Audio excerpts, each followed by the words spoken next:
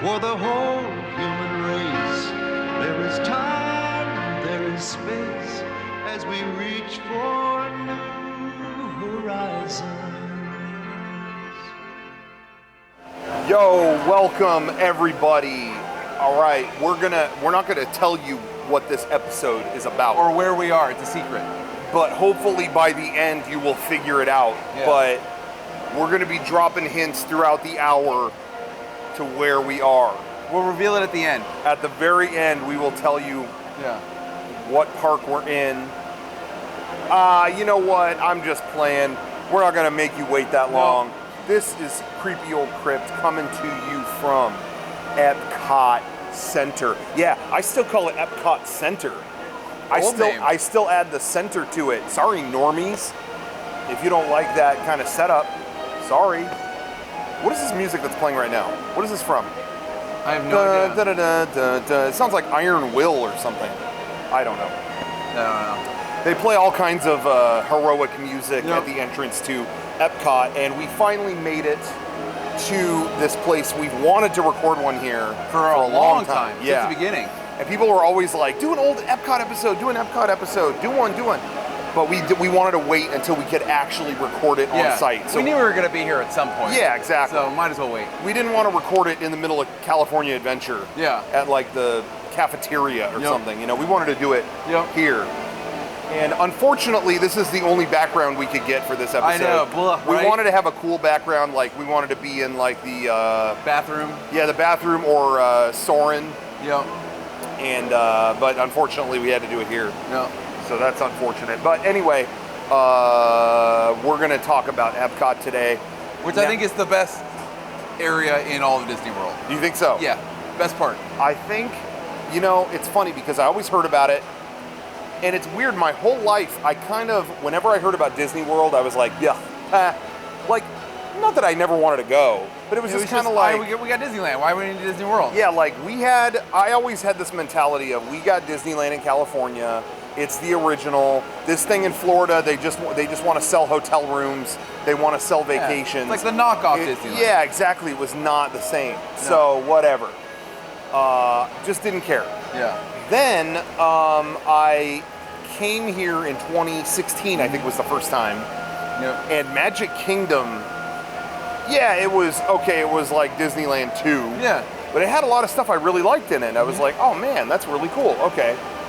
But then then I went to Epcot like the next day, I think. Yeah.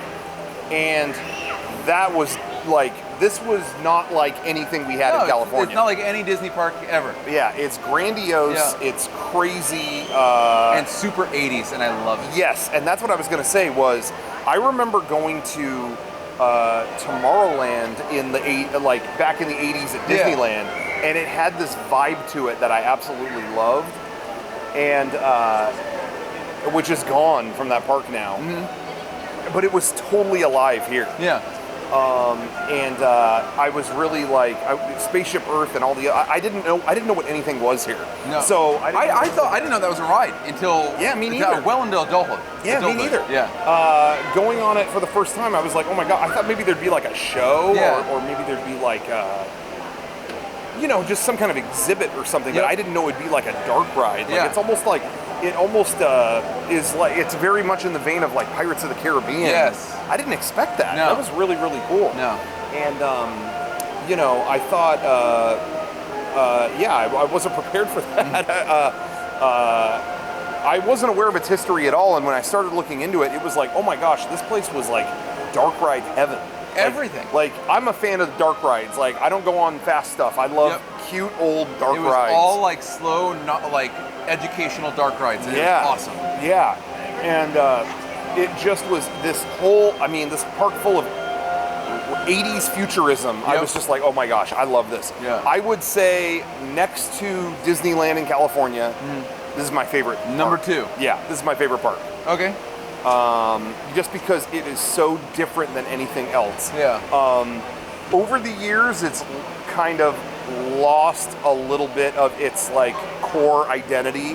Definitely. That's not to say it's a bad park or anything like that. But because when it originally opened, it didn't have Mickey Mouse or anything. Yeah. It was all just its own thing. completely separate from. You had that at Magic Kingdom, so Yeah. what I have here. Yeah. When they built it, it didn't have any of the characters Yeah. or anything like that. It was really trying to have its own voice, Yeah. and the whole point of it was to kind of like, it was more. I really dig it because its history was about like trying to like make the world better and stuff Yeah. like that. It wasn't just characters, theme park. Yep. Yeah. It's trying to actually teach you about things. And most people already know this stuff, but like it started. Walt Disney had this idea for like a future city, Yep. experimental prototype community of tomorrow, or whatever the hell it stood Yeah. for.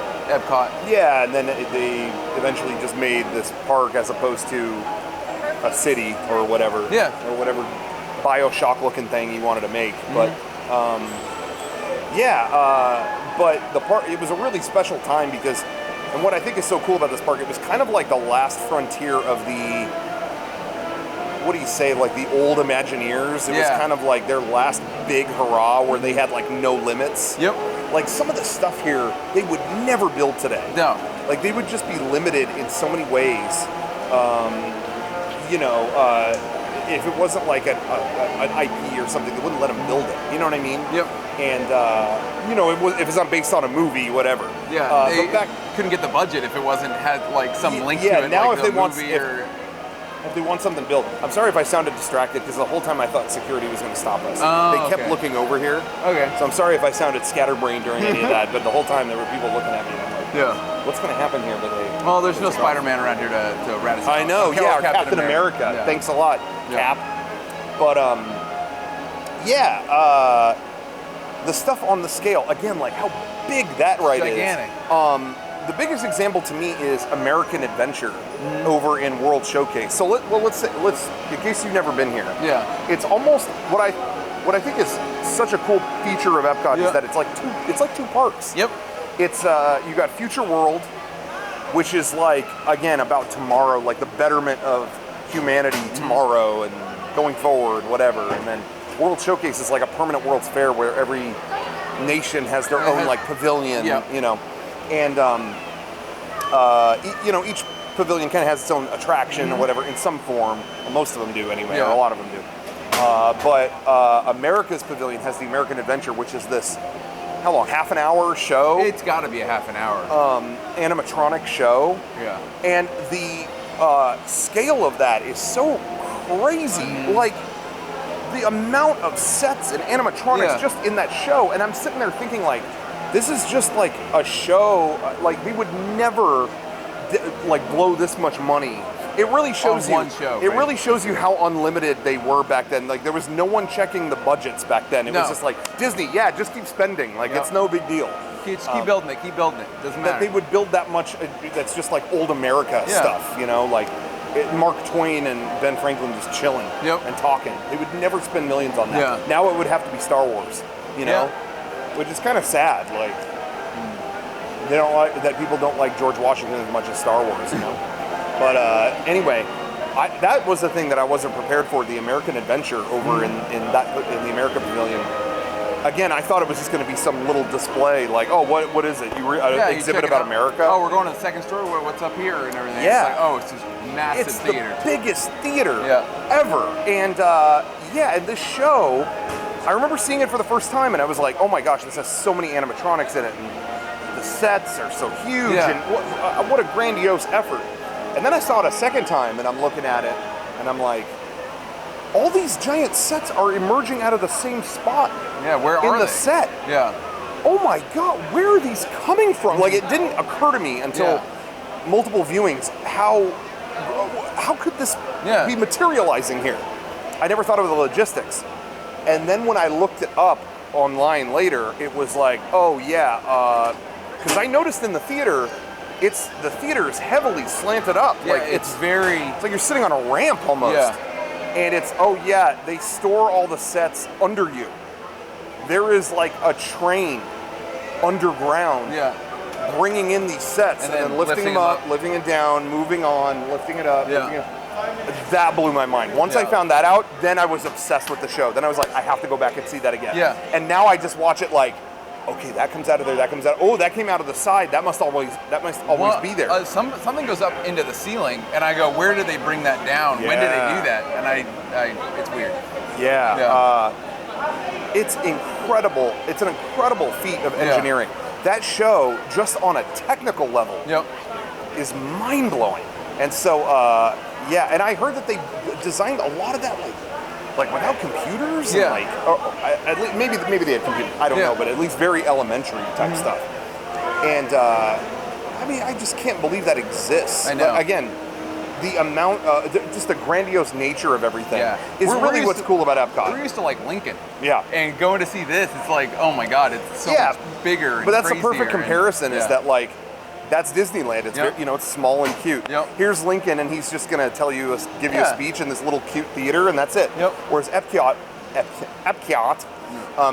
is just grandiose in ways that I really was not prepared for. But anyway, so that's over there. But I'm getting ahead of myself with American Adventure. American Adventure is one of my favorite things here. Again, like, I know it might be lame to some people, but the fast rides can be fun, but I'm really into like the slow, like, I don't know, like there's just something special to me about, I really like stuff that makes you like, doesn't fit into the mold of modern day theme parks, you know what I mean?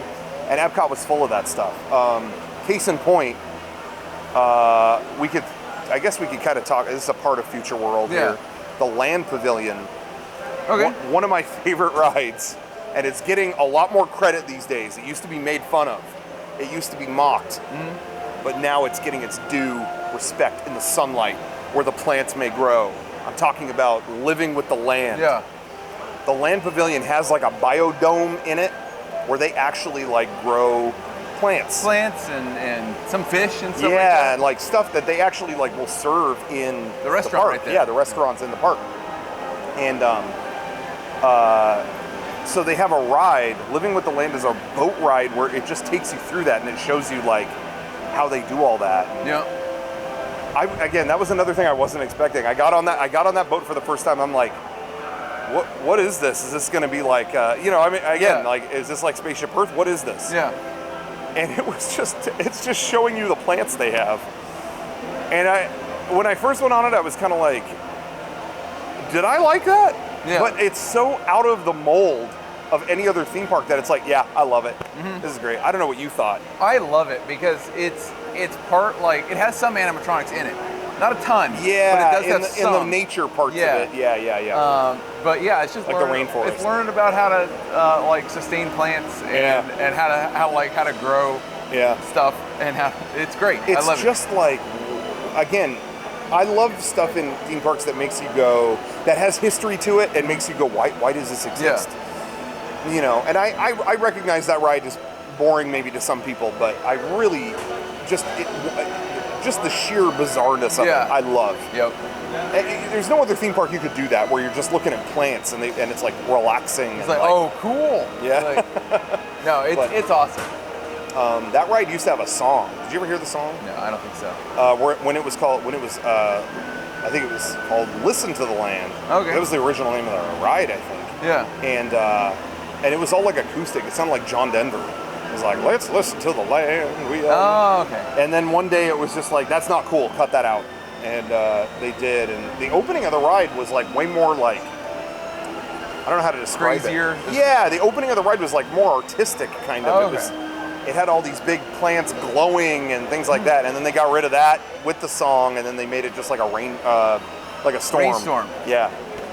So they wanted to just make it more dry in a way, but whatever, it's still good. All that we're missing is the song. But I really like that ride. They added, they used to have in that pavilion Kitchen Cabaret, which was like a show that... It was like an animatronic show with food teaching you, like... Well, there was two. There was two with food. One was like them just doing rock songs with parodies. Yeah, they did that later. That was Food Rocks. Yeah, Food Rock. But the other one was actually teaching you about food, wasn't it? Yeah. And, but like the 4 food groups and whatever, all that stuff changes every 10 years or so. So it was like, let's not keep this around. Remember when the food pyramid used to be like the thing? Yeah. And everyone's like, oh no, don't look at the food pyramid. Like, and now it's just Soarin'. All of it.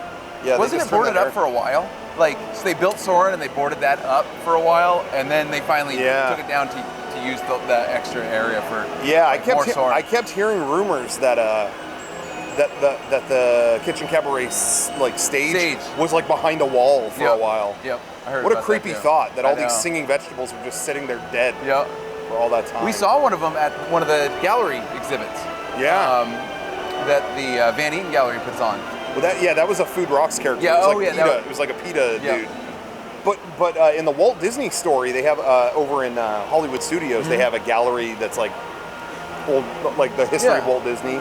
And then in the Epcot portion of it, they had the tomato dude from Kitchen Cabaret. Really? They got like a guitar or something. I don't remember what it was. I never saw the show. But, It's on YouTube. Yeah, Check it's it on out. YouTube.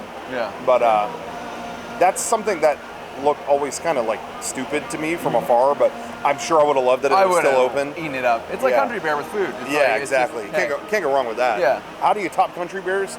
food. Singing food. Yeah, anyway, that was there in the land. Now it's Soarin'. People here love Soarin'. It's huge here. Right? It is. Like, and I mean, I like Soarin'. I mean, it's fun. It's goofy, but like, where do you stand with Soarin'? I like it. I don't need to. I don't But it's have not. to It's go not like on a it. masterpiece ride. No, I right? don't have to go No. on it. It used to be the best ride at DCA. At California Adventure. Yeah. Right. Yeah. I But- mean, it was the only game in town. Yeah, that was it. Yeah. But now they have so many better things that I don't have to go on it. Yeah, I've always thought Soarin' was, like, hear me out on this. I've always thought Soarin' was stupid, but like I enjoyed it. Like it's goofy. You're flying over this. Yeah. You know, that's why I never really took it that seriously. When I remember a lot of people were mad when they changed it from Soarin' over California to Soarin' over the world. But I'm like, these are both corny and fun. Like I'm loving this. Yeah. Like I like the. But when the they change. did bring back Soarin' over California for a month, it was cool. It was really cool. Yeah. Yeah, and they handed us oranges when we were done. Yeah, that was cool. Like, that was cool. Yeah. But here, it's like that ride has a serious weight here. Like, people love it. People love that. Yep. That The only ride. difference too is the ending, because over in Disney California Adventure, it ends at Disneyland, and didn't it used to have the same ending? Like when it was when it used to just be the California stuff here. Really? Which that makes no sense to me. Why would they? Like And it should end at Epcot. I thought it always ended at Disneyland. Yeah. Here, and then it's only with the new one, the Soarin' over the World, that it changed. Really? I think so. Man, that'd be weird. Yeah. Yeah. It never made any sense. Well, why was it only California locations before? Yeah. Like none of it made sense. They just didn't want to film a new thing. Yep. But anyway, so that's over there. I mean, there's all kinds of stuff. Did you ever get to go? There's the Energy Pavilion. Yes. That was where Universe of Energy was. Did you ever get to go on that? Never. You never did? Nope. And now it's gone. It's torn down for Guardians of the Galaxy roller coaster breakout or whatever. Yeah, roller coaster breakout. Yeah. I didn't go on that the first time I went. I didn't know what it was. I didn't know anything. Like, seriously, when I came here, I was just like, what is all this? And I heard, like, I only had limited time here, and it was like, what's that over there? And it was like, oh, it's a bunch of dinosaur stuff. Oh, and Ellen's in it. And I was like, Ellen? huh? Yeah. And I didn't know what it was. I didn't want dinosaur, like, I've already explained this to you. Yeah. I don't like loud things jumping in my face, especially if they're dinosaurs. I don't need loud, I just associate dinosaurs with big, loud, annoying, like, I mean, I like the movie Jurassic Park, but I don't need something roaring in my face. I don't know what this is, if it's scary. You know, I'm a wuss with that stuff. Also, Ellen, what is she doing? I don't know what she's doing. Yeah, she could be jumping out in your face. Yeah, she could be doing, on her daytime show, sometimes she has stuff jump out at her guests. I don't know if it's that. I don't know if she's going to be hanging out with George Bush on the ride, which, I hope she apologizes. Ellen, if you're watching this, do a video response. No, but you know what I mean? I didn't know what it was. Yeah. So I skipped it, and then I looked it up online later, and I'm like, this is what it was? Yeah. Like, basically, the original ride, Universe of Energy, was just like a 40-minute movie. Yep. And at one point, like, the whole thing was essentially a 40-minute attraction that you just watched. Giant screens. It was a moving theater. Yeah, like, your seats moved around. You were sitting in giant rows. It was like the biggest ride vehicle I've ever seen. Yeah. But it wasn't like you wouldn't even know it was a ride. Yeah. You were supposed to just sit in this theater, watch this giant movie, and then once they start talking about dinosaurs, because it's a history of energy, they go into fossil fuels, and once they get to dinosaurs, the wall would like open up and your theater would turn around and you'd start moving into like a dinosaur. Yeah, where you'd go through area. like dinosaurs. Yeah, and they look just like the ones that were on the Primeval World at Disneyland. Yeah, these old kind of dinosaurs, World's Fair looking type stuff. Yeah. And then you go back to watching a movie. Like, you go through there, okay, now you're watching a movie again. Okay, the whole thing was like 45 minutes. Anyway, so I guess in the 90s they added Ellen to it to make it funny or whatever. Yeah, I didn't know Bill any Nye. of this stuff. Yeah, Bill Nye. You gotta have Bill Nye. I didn't know any of this stuff. So anyway, the next time I went to Disney World, all I heard was, oh, dude, that's getting bulldozed any day now. Any day now. And I was like, ooh, I better go on that. And I went on that thing like 6 times in one day. I was just like, hey, you know what? Who knows if it's if it'll ever be back or what's going to happen with it or anything like that. So we did it a bunch of times, and I couldn't have been happier because seriously, like a month later, it was, oh, okay, that's it. We're going to close Universe of Energy, and it's going to be closed in like 2 weeks. Bye. And that was it. I heard the same thing about the Great Movie Ride. And that same trip, I went on that like 50 times. And I'm so glad I heard these rumors because, seriously, I went on both a million times and had a good send-off. Yeah. Which, it's criminal they got rid of the Great Movie Ride. That was like an Epcot ride. Yeah. Did you ever get to go on that? Nope. You never got to go on that either? No. I totally forgot. Yeah. That was kind of the same ride system as Universe of Energy. Yeah. It's weird. Same like giant cars that had tons of seats in them. Giant theater moving through stuff. It's weird that 2 rides, the only 2 rides with the same ride system. I bet you that ride system was really expensive to run. I think so. And they just didn't want it. Yeah. Like, whatever it was, they both went away at the same time. Which, it's just criminal. Like, like to get rid of that from Hollywood, that was the heart of Hollywood in Florida, Studios. where they have so much more space. Yeah. Like, makes no sense. Yep. Anyway, but yeah, Universe of Energy, tell me what you guys out there think about it. I don't know what you guys thought, but it definitely, they're playing music from it right now. Oh, really? They still play the Ellen theme. Yeah. Anyway, but that was a ride that it definitely, its time had come. Yeah, I had to be replaced. The original and the Ellen, and it's like, oh, this was a shell of its amazing original. Like, like they had lighting effects and stuff that were amazing, and mirror effects that they just yanked out when they turned it to Ellen. Definitely. And like, it's like, And don't get me wrong, it was a dry attraction about the future of energy in the world. Yeah, and fuels. So I get that that's not the, wow, what a fun topic. But I liked that there was an attraction that was provocative and asked, and kind of like wanted to share something serious with you. Again, that's something, whether it succeeded or not, that's something no other theme park dared to do. Exactly. Like Epcot had attractions that asked you questions that were like, what's going to happen when we run out of gas? What's going to happen with nuclear energy? What's going to happen? It just, again, I know it was dry. I know it was dull to a lot of people, but I just appreciate that it existed. And I know it was up for an update. But I think I would have, it's such an unusual ride system, such a grandiose, bizarre ride, that I really wish they would have added something new with some pizzazz in it, rather than just like bulldoze the thing. For a roller coaster. And make it a roller coaster, Guardians of the Galaxy, And I fully expect, now that we saw a little preview of the Guardians of the Galaxy thing, they have an Epcot preview center of like what the new attractions are going to be and stuff.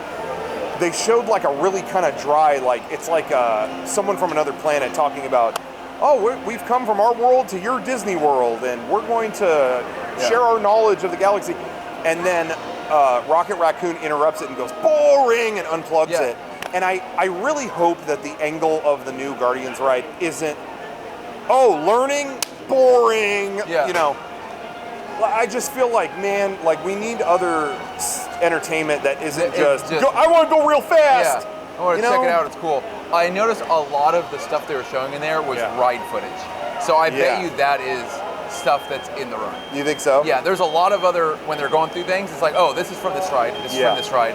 And I have a feeling that's from that ride. Yeah, well, the thing is they used footage from inside the Tower of Terror, or the Mission Breakout. Yeah, in California. Yeah. So I'm maybe they cobbled it together. I think they did. I don't think that's going to be in the actual ride, but we'll see. I could be wrong. Maybe they'll just reuse assets. Maybe.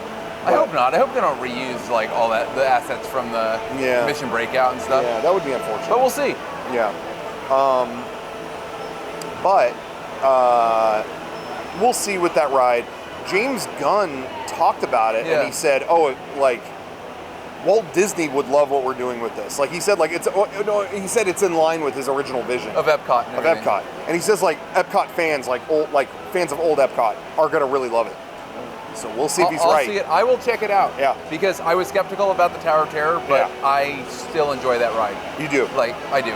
I think I'm just over the Guardians of the Galaxy characters. I don't care. I don't care about Groot. I don't care about anything. But that that ride is more fun with that. The whole gimmick of we're sarcastic and here's a obscure 70s song on a tape. Yeah. I'm over it. That worked once and I'm ready to move on. Yeah. I didn't even like the movie. I like the ride more than the movie. You saw the original movie? Yep. The original movie. The second one? No. The first one was fine. I didn't think it was that great. Yeah. I thought it was fine. The second one was a turd. Yeah. I didn't like the first one. I was so over it by that. Yeah, I was so over it by that point. But anyway, so I hope they do a good job with it. They kept the building of Universe of Energy, but it's gutted. It's like a shell. It's gutted and they're reusing it, which you can see it over there, the new building. But yeah, it basically they gutted it, and I have a feeling that's going to be the show building. Yes. And then you are gonna that'll be like the more Epcot-y kind of area. Yeah. And then the other part is the roller coaster stuff. I think there is a lot of. I think you're going to see. Yeah, it's because when they announced the Guardians ride, they said, "Oh, Peter Quill went to Epcot as a kid, and that's why he's coming back." Mm-hmm. You know, I have a feeling there's going to be a lot of retro Epcot stuff in there, like Peter Quill collected it or something. And you keep reading online about how we'll talk about Wonders of Life Pavilion, this closed pavilion over wherever it is. Yeah. And it's like somebody. There was a rumor that an animatronic was stolen from it. Mm-hmm. Buzzy, the kid who was on the Cranium Command ride. I think I've heard from inside sources that he's going to be in the queue for that Guardians of the Galaxy ride. Yeah. So we'll see if that happens, but I've heard that it's not stolen, that it's ready to go in there. Yeah. So we'll see. Yeah, people have said, I've seen it in the back, it's ready to go. I've heard some inside I will stuff. definitely be on that ride as soon as it opens. Well, if next time I go to Epcot, when it opens. When is it supposed to open? Do we even know? I don't think it's next year. I think it's 2021. Really? Yeah, I think so. I'm not sure. I really don't know. Sweet time. Yeah. Man. It might be next year. I don't know. Yeah. Honestly. But anyway, so that's that. I just don't, for me, it's I really like that Epcot has survived without a lot of character stuff. And I understand sometimes you do it to get, like there's a pavilion, the Living Seas. Mm-hmm. That was a pavilion that they built in it wasn't a day one Epcot thing, but it was later in the 80s, a pavilion all about the oceans and the seas and stuff like that. And that was a very dry kind of thing. But they added Nemo to it, and it kind of got kids back into it. It wasn't just this dry thing. It was there's a character thing, and then there's a whole aquarium in it. So kids go That's for awesome. And they go for Nemo, and then they end up seeing the rest of the stuff. So I understand sometimes character stuff can get people involved, or get kids interested. I get that, but to me, Marvel is kind of not appropriate. It doesn't need to be in this park. Yeah, I'm just not feeling that. But anyway, we might as well talk about the Seas. Yeah, the Living Seas Pavilion. That was something I never really knew much about, and it didn't seem like it had that great of an attraction before they made it like Nemo or whatever. But once I looked into it, what was the Seas originally like? I was blown away by it. Really? You used to sit in a movie, and it was this Epcot, very dry. Mm-hmm. It was about how water came to the earth. And one day it rained. It's got this dry narration. You got to watch the movie online. Yeah. Look, the Living Seas intro movie. And what you would do is you go into this theater and sit down, and it would be and one day it rained and rained and rained. And then it pauses for a minute, and then it goes, the deluge. And it shows you how water came and brought life to the earth. Yeah. And it says, in a moment you're going to go down to Sea Base Alpha, whatever. Welcome to the Living Seas. Boom! And then the wall opens up, and then you go into these things called hydrolators, and what they would do is they'd make you think you were sinking. It's like a fake elevator kind of. Yeah, they would make you think you were going like 1,000 feet below, or whatever. And it was a trick. You had windows where it would make it look like rocks were going by and bubbles and everything, like you were going way down. And then you get out of the hydrolators, and you get onto what they called sea cabs. They were like vehicles that would drive you all the way into the aquarium area where you would see all the actual sea life that they had on display. And that, what an introduction. Like, that was such great showmanship. Like, they'd make you think you were going way down. Oh, you're going down to Seabase Alpha. Welcome to Seabase Alpha. Like, it was so cool. And then they had exits. You'd leave. It was all a trick. You were on ground level, like here, But if you wanted to exit, they would, step into this hydrolator to go back, and it would go, just as an effect, okay, now you can exit, but it was all a trick. It was all like, just They just kept with the theme. Like, they didn't want to break like the magic. And it's funny because I remember hearing stuff about, like, when they'd have like an emergency, like, we got to evacuate or whatever, they would just open the doors straight to the outside. Okay, just walk out. And there would be people legitimately that thought they went that far down. Yeah. And so they'd open the doors and be like, wait, what? Huh? We're on the surface? Like, what? Like, it was a convincing trick. I thought that was so cool. Again, that's another one of those little classy touches. I don't know if they would do that today. I'm not sure.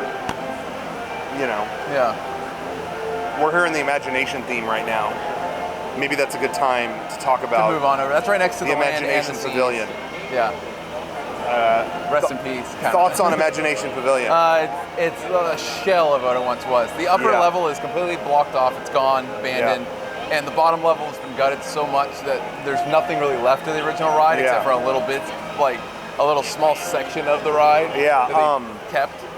Yeah, so it was originally, it had the Figment Journey into Imagination. Yeah, with the Dreamfinder. Dreamfinder and Figment were the characters in this. It was a dude in his like magic Zephyr with a little talking dragon that was a figment of imagination. Yeah. And it was like one of the all-time classic Disney dark rides. Some people say one of the best they ever made. And then, one day they were like, go look up videos of the original Journey into Imagination. Great. It will blow your mind. Yeah. And then one day in the 90s, they were like, this ride's not cool, and also it's hard to operate because it's got a big... Again, this is an example of the excess that Disney had back then. Again, they would never spend this kind of money now, I don't think. Yeah. But there was an effect where you would ride on this vehicle, and you'd go into the main room, and alongside you, Dreamfinder would roll up in his Zephyr, like he'd ride up like next to you throughout the whole first room, like, hey, what's up? I'm Dreamfinder. What's up, dude? Yeah. This is Figment. Yo, check what's up? Out. Yeah. And he would ride alongside you, and I'm looking at videos of this, and I'm wondering, like, how can they do this where he rides alongside your car? He's riding alongside you. Yeah. Aren't there more vehicles coming? Like, how is the capacity of this ride if this guy's only following you? Yeah. And then I find out they built 5 of these things. And they're on a carousel. They just did multiples, and you're on a carousel, and so every vehicle coming behind you has another one next to it, like, hey, what's up? And then the next guy comes, hey, what's up? Yeah. They just built 5 of everything. What an excess. I mean, the budget must have been through the roof of this ride. And again, they had no one keeping them in check.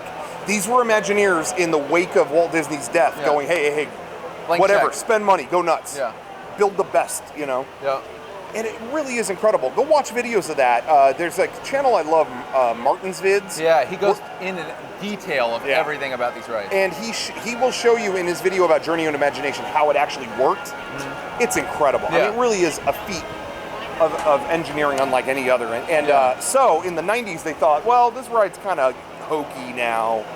And that turntable stuff, that's really hard to maintain. Yeah. The ride system was kind of ahead of its time. So he was like, I say he, I don't know who, Michael Eisner? I don't know who. Was like, let's cut the ride down. Mm-hmm. We'll cut it down by like 30, 40%. Cut that turntable part out.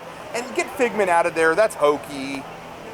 And they turned it into like one of the worst rides ever. It was Journey into Your Imagination. No Figment. Nope. Nothing. No character, anything, whatever. It was just going into your imagination, and that was it. And it was like, look at this wall, what do you see? Yeah, you're using your imagination. Okay, like it was almost like a series of tests.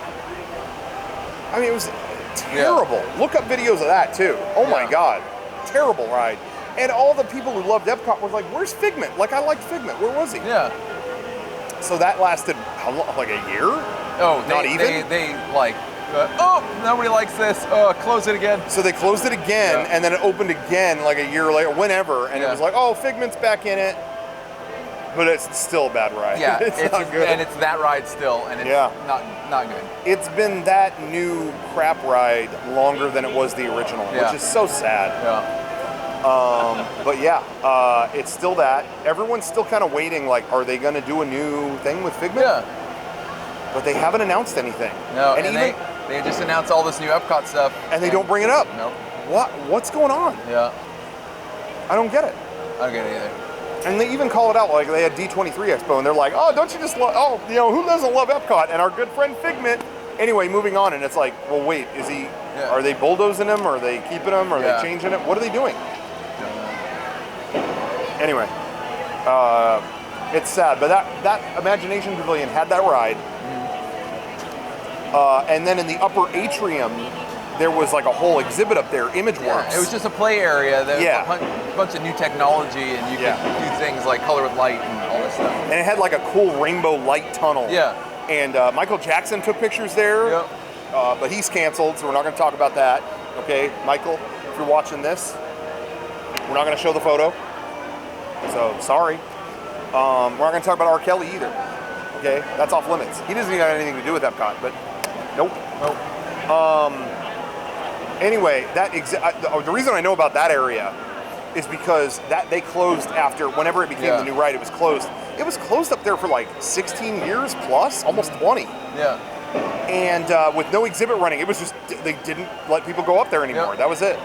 And one of my favorite YouTube personalities, Adam the Woo, he was known for a while for kind of sneaking into places you shouldn't be. Yeah. And he posted videos of he snuck up there into this empty pavilion upstairs. It's great too. Oh. Yeah, he snuck up there, and then later he got banned from Disney World when they saw the video. Yeah. But that was legendary. Yep. That was what, for me, when I noticed Adam the Woo. I didn't know who he was until I was sent that video. Like, you gotta watch this guy. Mm-hmm. Adam the Woo, shout out. Go check, subscribe to him on YouTube. One of my favorite personalities. Yep.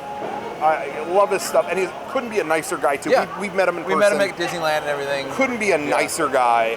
Great channel. Go check him out. But anyway, so that's how I found out about that area. But now they open it up where it's like vacation club. People can hang out there and get like a free soda or something. I don't know what it is, but something dumb. But it is dumb. I've seen more recent stuff in there, and it's gutted. It's almost completely gutted. Really? Yep. Are they not letting Vacation Club up there anymore? That might still be there, but everything that's behind the walls, because they blocked off 90% of it. Like the rainbow, that room and stuff. Not even remnants anymore. It's all like, it's ripped out. Wow. Yeah. That's a shame. I know. Put that rainbow tunnel somewhere else. Yeah, put it back, like somewhere. It'd be cool. Yeah. But. Yeah, the Imagination Pavilion back then also had a 3D movie theater. There was some catchy tunes in that pavilion. Okay, so they had the Sherman Brothers do music for lots of Epcot at that time. Because again, they wanted the best of the best. So it was like, look, the Sherman Brothers, they gave us There's a Great Big Beautiful Tomorrow. They gave us all these classic songs. Let's have them go nuts at Epcot. Okay. So they did Journey into Imagination, had a song by that. Yeah. One little spark, imagination, whatever. One little spark. Then they had, in a little pre-show before, in the 3D theater that they had in there was a show called Magic Journeys. And they had a little Kodak pre-show that had a little song, making memories, taking pictures is making memories. Look all this stuff up. It's better than what I can do for you here. But they did that song, and then the actual Magic Journeys movie had a creepy tune in it. Magic Journeys. It was a creepy movie. Okay. It was kind of scary. Yeah. I don't know. Go watch Magic Journeys on YouTube too. ooky movie. I don't know what it is. Something's unsettling about it. It felt like it was like sucking my soul out. I don't know what it is. But they wrote all those songs. Yeah. And then later, when they wanted to build a ride called Horizons in Epcot, which we'll talk about that in a second. Yeah. They wrote a song for that too, and then they got denied on that one. They were like, "Oh, this is too old-timey." That's a good shot. That's a good shot. Get that, screen cap that. Anyway, they wrote a song that was like, "Oh, we're on to new horizons," da, da, da. And they were like, "No. We want something more contemporary, more hot." So then that pissed them off. That pissed off the Sherman Brothers, and they became the Piss Brothers. No, I don't know. But anyway, they got denied there. Okay, so, but they had the Magic Journeys movie in there. That was creepy. It was like 3D. It was a 3D movie, and they were like flying around and doing creepy shit. Just watch the movie, whatever. But then after a few years, it got replaced by the one great 3D movie that Disney made, the truly classic Captain EO. We said we were going to talk about Michael again. That was not part of the deal. I Believe I Can Fly. I said I wasn't going to bring that up either. Guys, I'm really sorry. If you want to turn it off, I understand. We just got demonetized. No. Anyway, Captain EO, though, I did like. It was a great movie. Yeah, I'm glad they brought it back. For a while, it was the most expensive movie ever made because I think the whole production cost like $32 million, and it was a 16-minute movie. So if you broke that down, it was $2 million a minute. Yeah. Can you imagine $2 million a minute? Insane. I loved it as a kid. I remember going to that all the time as a kid. Yeah. It's a theme park classic. You know, regardless of your thoughts on Michael, I had a cousin. Whenever we'd have a big family trip to Disneyland, he was the one holdout. Whenever we'd go, oh, let's go to Captain EO, he would be like, hell no, I'm not going to see that guy. No, that guy, I don't know what he's doing. What's going on with the kids? And I don't know what's going on. So yeah, he was the one holdout, and we were always like, I should have listened. My cousin was right. Anyway, but Jesus Juice aside, that movie was really entertaining theme park attraction, whatever. So that was in that pavilion for a long time. Yeah. There's lots of photo shoots that Michael Jackson did in Epcot, whatever. I've also seen pictures of him in the vehicle for Horizons. Now let's talk about that. Yeah, let's go to the other side of the... What I think is the #1 all time, like if you ask me, what's the one dead attraction that you wish you could have been on, or like you could go back in time and go on, my #1 is Horizons. It was a huge Epcot ride. I heard it sucked. I heard it was lame. Point counterpoint. No. It looked incredible. It looked like one of the best dark rides ever. And you know what? I feel like every time I talk about this, our friend Jared Thorban from Cheap Ass Gamer, he always says the same thing. He goes, he always goes, yeah, I went on it. It's all right. It was okay.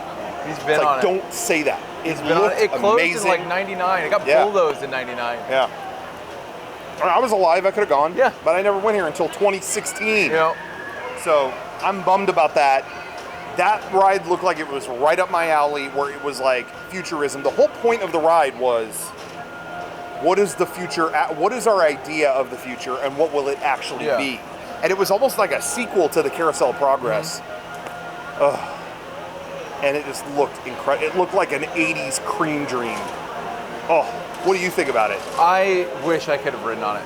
Yeah. I'm so bummed that it didn't even get like gutted to something else. They demolished the whole thing. Quick. And there's rumors that it was a sinkhole problem or a structural problem. Yeah. Because every other ride, they kind of change it to something else. They keep the show building and they reuse it. Yeah. Not this ride. That one, it was like they erased all traces of it. They completely bulldozed it and built some ride that nobody likes. Yeah, I heard so many rumors of like structural integrity like issues. Yep. So what's up with that? I don't know. But luckily, we have an awesome documentary of two people who got like footage of inside the ride over and over and over and over again. Yeah. And just to detail everything. So it's all on YouTube. A group of guys who wanted to archive the ride, and in its final days when it was closing, they found out there were no security cameras on that ride at all. No, none. So they were just getting off the moving vehicle, walking around in the sets, with and cameras hopping back and on. Yep. Because it was just an endless train of vehicles. Yeah. Go watch this video. It's uploaded by Matthew Serrano. Yes. What's the actual name of the video? I don't remember. I don't remember the name of the video. But the guys so who snuck on, it was Hoot Gibson and Chief. Yep. But if you look up Horizons documentary, Matthew Serrano, you're going to find it. I forgot the actual title, but one of my favorite things ever uploaded to YouTube, period, is that documentary. That is such an amazing documentary. You have to check it out. It tells you all about the ride, shows you those guys and what they did when they snuck on it, and all the trouble they got into. It was awesome. It's all like late 90s handy cam footage and stuff like that. Yeah. I really love it. That ride's my number one. And what was so impressive to me when I saw footage of it for the first time, not even the ride itself, but the building.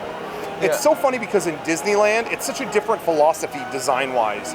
When you go to Disneyland, it's like, oh, there's Pirates of the Caribbean in that little doorway. Okay, let's go in the little doorway. Okay, we got on the boat. Okay, we're drifting down a boat. And you're going through this massive ride, but it's all hidden away. Yeah, they hide it behind facades and stuff. Yeah, so you never see this giant show building. Yeah. It's hidden past the berm. Yeah. You know, and it's just like, it's all kind of hidden out of sight. Then you come to Epcot and it's just, we're not hiding anything. Look at that thing.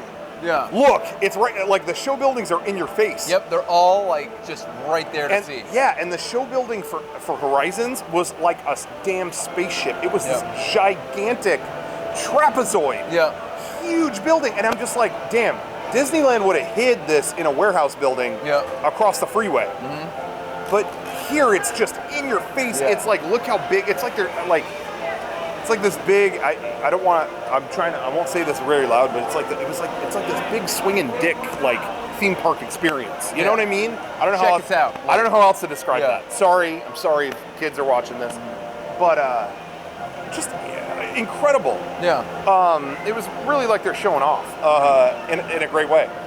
Same with the Universe of Energy building. That building is a giant triangle. Yep. Like, the structures here were just all just wonders of design, like it really incredible. But anyway, the building for Horizons, my God, like it was really sad that they had to bulldoze the whole thing. Yeah, and you would think just keep the building. Yeah, and I think they would have if it didn't have structural damage. I'm telling you, that's why I think there was a big issue. With I believe those rumors. Yeah, because why else would they just? They don't do that. It costs so much more money to rebuild the whole building, so they usually reuse the structure. Tearing one apart, I've heard stories about how much it costs to completely demolish something. Yeah. It's almost as much as building it. Yeah. Like it is it's not cheap. It's not just like, all right, knock it down with a hammer, we're done. Yeah. It's a feat. So something was up. Mm-hmm. That's fishy. Yeah. Anyway, wish I could have gone on that ride. I wish so too. And right next to it is what used to be Motion. I can't remember the name. World of Motion? World of Motion, that was it. Yeah, it was a ride about the history of transportation. Yep. World of Motion. Another long-ass dark ride. And it was all kind of done by, it was like the one ride that, what's his name? Not Mark Davis. What's his name? Bob Gurr? No. The Walt's 9 Old Men. Oh. What's his name? Homeboy. He liked trains. Walt Disney. No. On the spot, I can't think of it. I'm going blank. I keep wanting to say Wally Gator. That's not his name. What the hell is it? The guy with all the trains. I'm going to look it up. This pisses me off. Distract him. Talk about World of Motion. World of Motion. It's a big circular building right next to Horizons, where Horizons used to be. Yes. And now it is a fast ride. Test track. It is test track. It's just a nice slow ride turned into a fast ride. What you got? Why couldn't I think of Ward Kimball? Ward Kimball is huge. Yeah. Why couldn't I think of that? I don't know. On the spot, you go blank. And I know there's going to be people going, oh, fake fan. But on the spot, you don't think of it. Yeah. Sometimes I can't think of my last name when I'm on the spot. Oh, blah, blah, blah, blah, blah. Smith. Yeah. But anyway, Ward Kimball designed it with, I think Mark Davis was involved as well. There's always been an argument over who did the most on that. But either way, they brought back in retired classic Disney artists to do it right and have a classic dark ride. And I think, did that have, Did that have a Sherman Brothers ride song too? Yeah, it was. I don't know. Probably. It's fun to be free. Yep, that was a Sherman Brothers classic. Okay. The ride was narrated. Again, it was the history of. It was the history of transportation, and it was, dude. My Instagram's been going off. Did I go viral? I think you went this viral. This whole time I've been getting Instagram You went viral, dude. Did I accidentally post a picture of something bad? Something? Oh, I don't know. Did you hear Bam Margera did that? Oh, posted pictures. I think yeah. February wiener. Yeah, it was. I think it was like. I think April Margera was talking about it. Like he meant to text someone. He meant to text a lewd image. Yeah, and it went to Instagram. And he posted it on Instagram, and she was like, "Take that down! Take that down right now!" His mom was telling him to take his dick off of Instagram. Yeah, something you never want to wake up to. No. So I'm hoping that didn't happen. Yeah. It's going off. I don't know. I don't know. We'll figure it out later. We'll find out in a minute, and we'll let you know. If I did end up posting it, we'll show it on the screen. Yeah, but anyway, World of Motion. It was narrated by Gary Oldman. No. Gary Owens. Oh, okay. Yeah, Gary Oldman. He played Winston Churchill. Oh yeah. And he was narrating the ride. The vehicle goes this way into the dark of night in our darkest hour. Whatever. Yeah. Anyway, bad joke. But Gary Owens was a famous voice of the 19 whatever, you name the decade. Famous voice. Of course, when I was a kid, he voiced Powdered Toast Man, so he's huge. Oh, he was Powdered Toast Man. I didn't know that. But he was the original Space Ghost, I think. He was okay. Classic voice actor. Just a legend in the world of voice. And what's funny is he narrated that ride, did a fantastic job. Yeah. Gary Owens' son is another Hollywood luminary, Chris Dane Owens. Yes. Creator of Shine On Me, classic single, one of the best music videos on YouTube. Yeah. Go look up Shine On Me by Chris Dane Owens. That guy's working on a movie now, and I think he's on his own, he's like a big producer in Hollywood. So, the Owens family, shaking it up in Hollywood as always, but yeah, Gary narrated the ride. And it was it felt a lot like a World's Fair exhibit. It was just like, here's how transportation progressed. We start with cavemen using their feet, and then inventing the wheel, and then like Leonardo da Vinci with a flying machine, and then boats and whatever. Yeah. And it was sponsored by GM. And I've heard that the last scene in it, the last scene was meant to be the future, like you go through a future city. Okay. Which I always thought was funny. The name of the future city was Center Core. Like, what a name. Yeah. Center Core. Wow, okay. But anyway, I've heard that nothing has ever replicated what it was like going through that. Like, you go through it was a huge, what do you call it? Like clear plastic. What do you call clear plastic? Like cellophane? Not cellophane. Plexiglass? Yeah, like a big plexiglass palace. Okay. And that like photos and videos don't do it justice. Yeah. You'd go through it, and I always saw pictures of it, and it looked like it was a model, like you just look at it like down below. Yeah. But I guess it was huge, and you'd go through it and stuff. Oh my God. Really? It looked so cool. Huge dark ride. God, I wish it was still there. I have just no interest in Test Track, personally. No, I like it. It's fun, but it's not what it used to be. Like, I wish that was still there. And don't you go through like the back lot? You see like the staff areas and stuff? You do. You're going by too fast to see it. Like, oh, really? Like that's the Cars Land kind of finale of the ride. You're not going. Is there more to it other than that? Like, what is the rest of the ride? Oh, the rest of the ride. I haven't been on it. Basically, they've changed it before. The old Test Track, you'd go through a testing facility and you'd go through like, okay, we're doing water tests, we're doing this, all indoors. It's still a dark ride. You get wet? No. Okay. I haven't been on the old Test Track. Okay. But the new one, since they got a new sponsor or something. Yeah. You design your car and you beep your thing before you get in the car, and basically you go through different, like, okay, we're going to test road conditions on your car. Okay. We're going to do this on your car. Okay. And then the winner of that basically, each test, there's a winner, and it's like, oh, my car won, my car was third, stuff like that. and then they do a speed test at the end. Okay. And that's the part that they go around, and it's way faster than cars. Oh, really? Yeah. It is? Yep. I thought it was the same. Nope. You don't think it's the same, but it just feels faster? No, it is definitely faster. Okay. It is, there's a way longer straightaway. Yeah, you know, everything. I think I heard about that. Yeah. Because I have heard that cars feels very fast. Yeah. But I've heard that tops out at like 40 miles an hour. Yeah. Now it doesn't sound fast, but in a ride vehicle, that's very fast. Yes. Like even Space Mountain is a fast ride, and that's like 25 miles an hour. Yep. It really, a ride is a totally different experience than just driving in your car. Yep. Plus, having no cover over you makes you feel like you're going way faster. The wind increases your sense of speed a lot. Exactly, yeah. But I've heard that cars tops out at 40, and this one goes to like 60. Yeah. That's what I heard. I could definitely tell that. That does make sense. I forgot about that. Yeah. So, anyway, I'm not really like a fast ride guy. Mm-hmm. I'm not against going on that, but I just never did. I'm a both guy. I'll go in anything at any park. Yeah. I was just sad there was no World of Motion. I'm too emotional to go in there. Yeah. World of Emotion. Yeah. Has anyone ever said that? I don't know. Probably not. Not till now. Anyway. Yeah. So, that's that. That's the vehicle area. Yeah. We didn't say, though, the ride that replaced Horizons was Mission Space. You don't even need to talk That's about another one I haven't been on. I haven't been on But everybody, I don't know anyone that's like, yeah, Mission Space, I've that heard rules. not a single good review of that ride. So that's why I've never been on it. Yeah, because everyone who is like, oh, it sucks. Yeah. It's like, well, then, no, I'm not going to waste my time on it, right? I'm not, it's not worth it. I've heard nothing but bad things. Yeah. So pass on that. Yep. I know some people are going to be like, what? No, it's the best. No interest. No. What else is over there? I talk about the land. I talk about that. Nothing really. Let's go back through. Okay, you start heading that way. You're going to World Showcase. Yeah. Now again, World Showcase is the area with all the nations. Yeah. So you make your way through. Mexico's kind of the first big one, right? Yeah.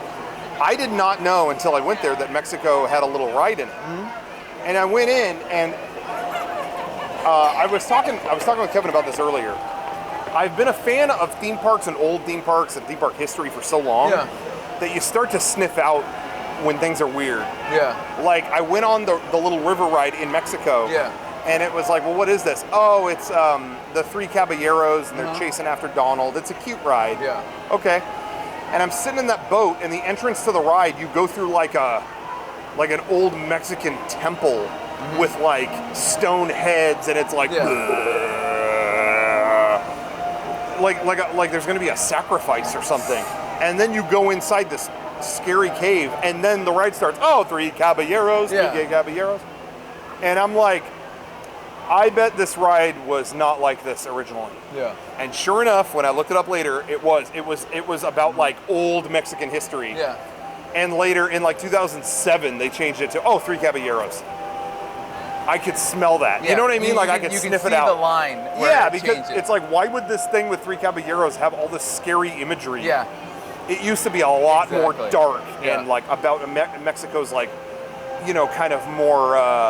What do you call it? The more like all the kind of old Mexican mythology and, you know, it was darker. It was drier.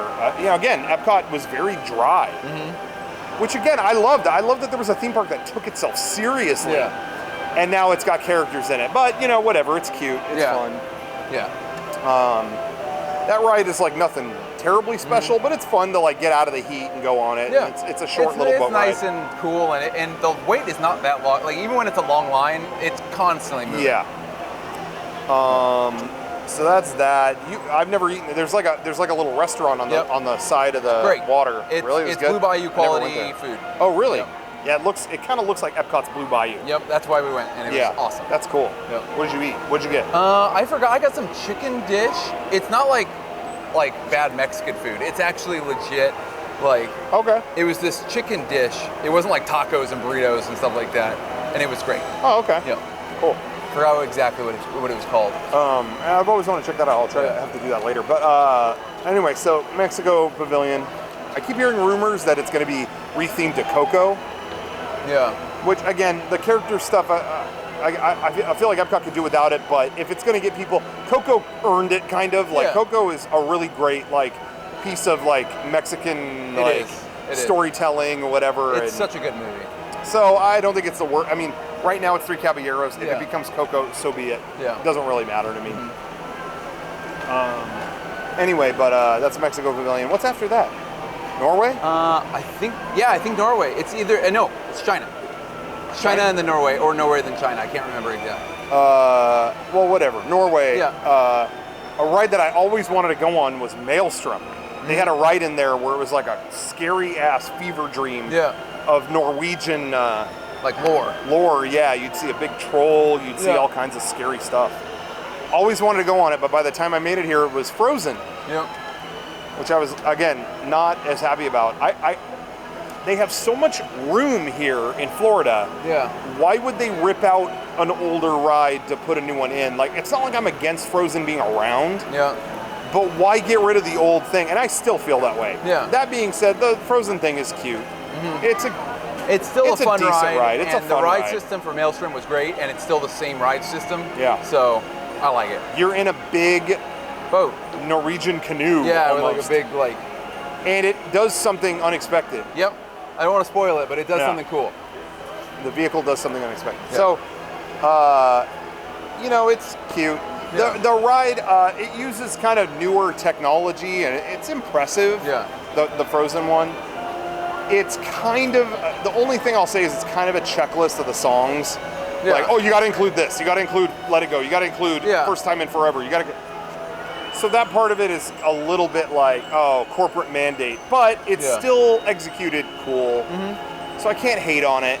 There's some parts that I'm like, whoa, that was neat. Yeah. So yeah, it's good. I like it, but I wish, like, again, I would love to ride Maelstrom. Yeah. Like, I don't care that it's Frozen. Yeah. Like, I don't like it more. Yeah, that's kind of how I'm feeling. Yeah. But anyway, that's that. What else is in the Norway Pavilion? There's exhibits. Each one has kind of like a restaurant and like kind of museum. Yeah. Yeah. And I recommend checking out all those exhibits. They're cool. Anyway, there's Norway.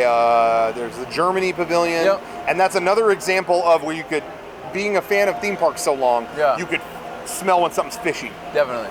And I remember going into that pavilion and going like, where do they have, they got to have bratwurst here. They got to have, whatever. Yeah.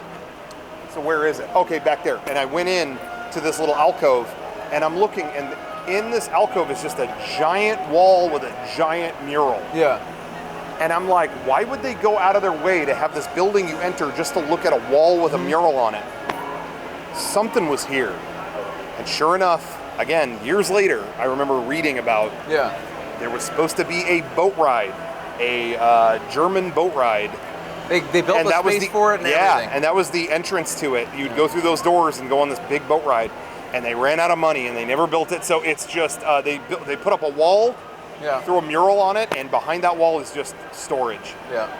And you've seen what it looks like, right? Yeah, it's just a big, giant, the storage behind it. Yeah, it's just like normal storage, like racks of food and things like that. It doesn't look like anything cool or any large space. And it's hallways. Yeah, I was telling you, I was like, I'd die to see that. Yeah. You were like, it looks like the back of a Starbucks. Yeah, it's nothing spectacular.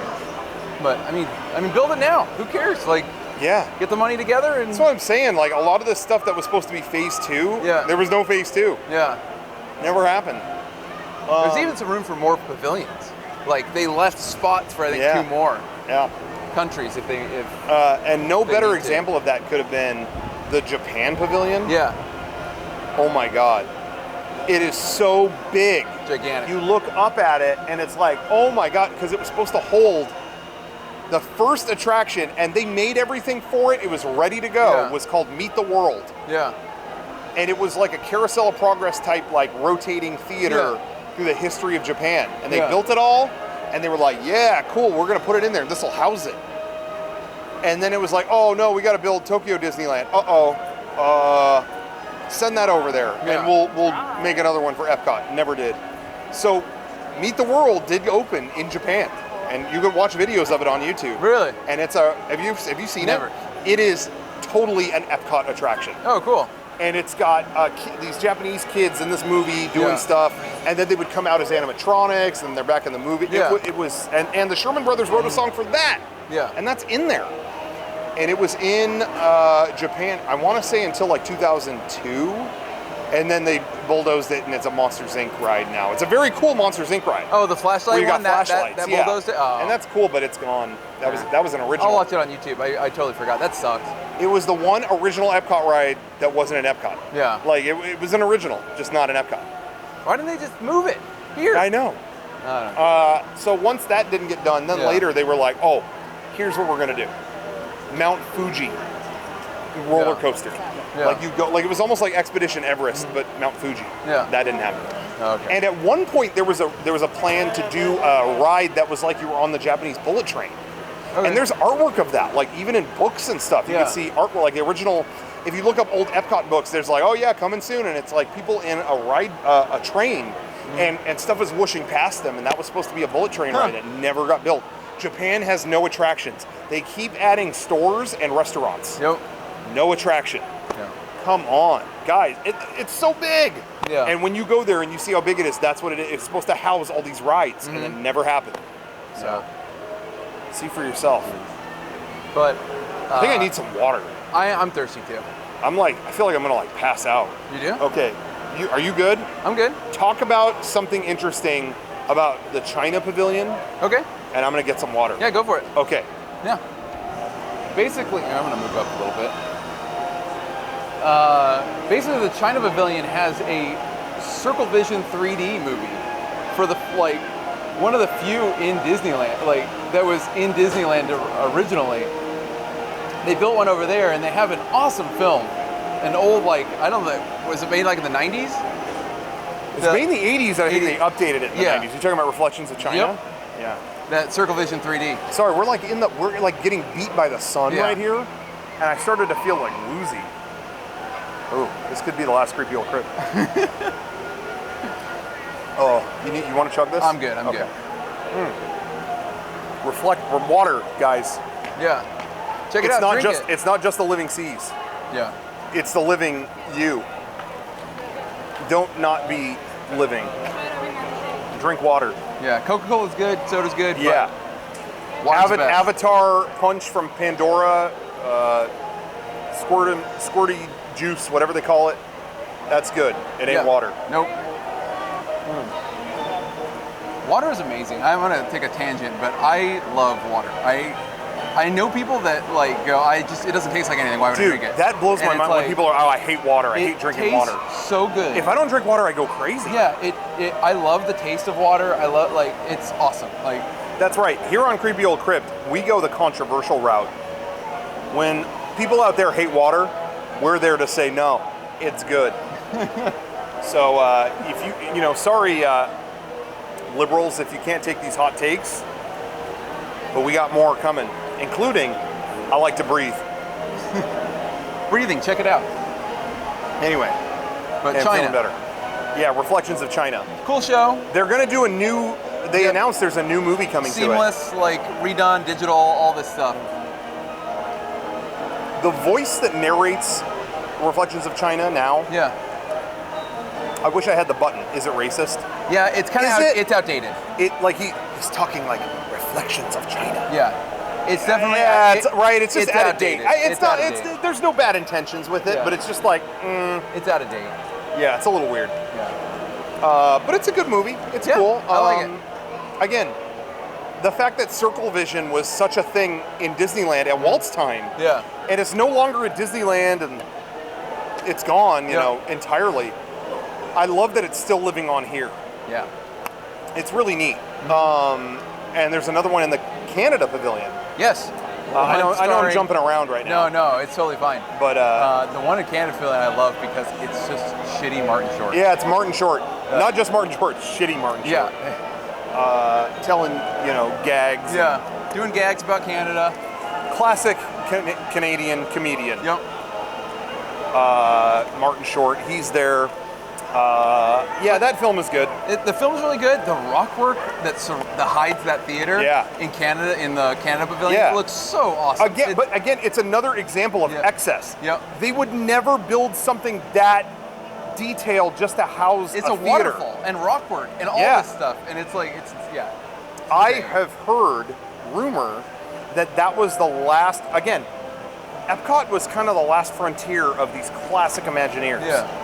And I heard that whoever did the rock work for, the Canada Pavilion. Yeah. I've heard that it's the same person who did all the classic rock work at like Disneyland. Like, in the desert, the living desert in Nature's Wonderland and Big Thunder Mountain, stuff like that. Yeah.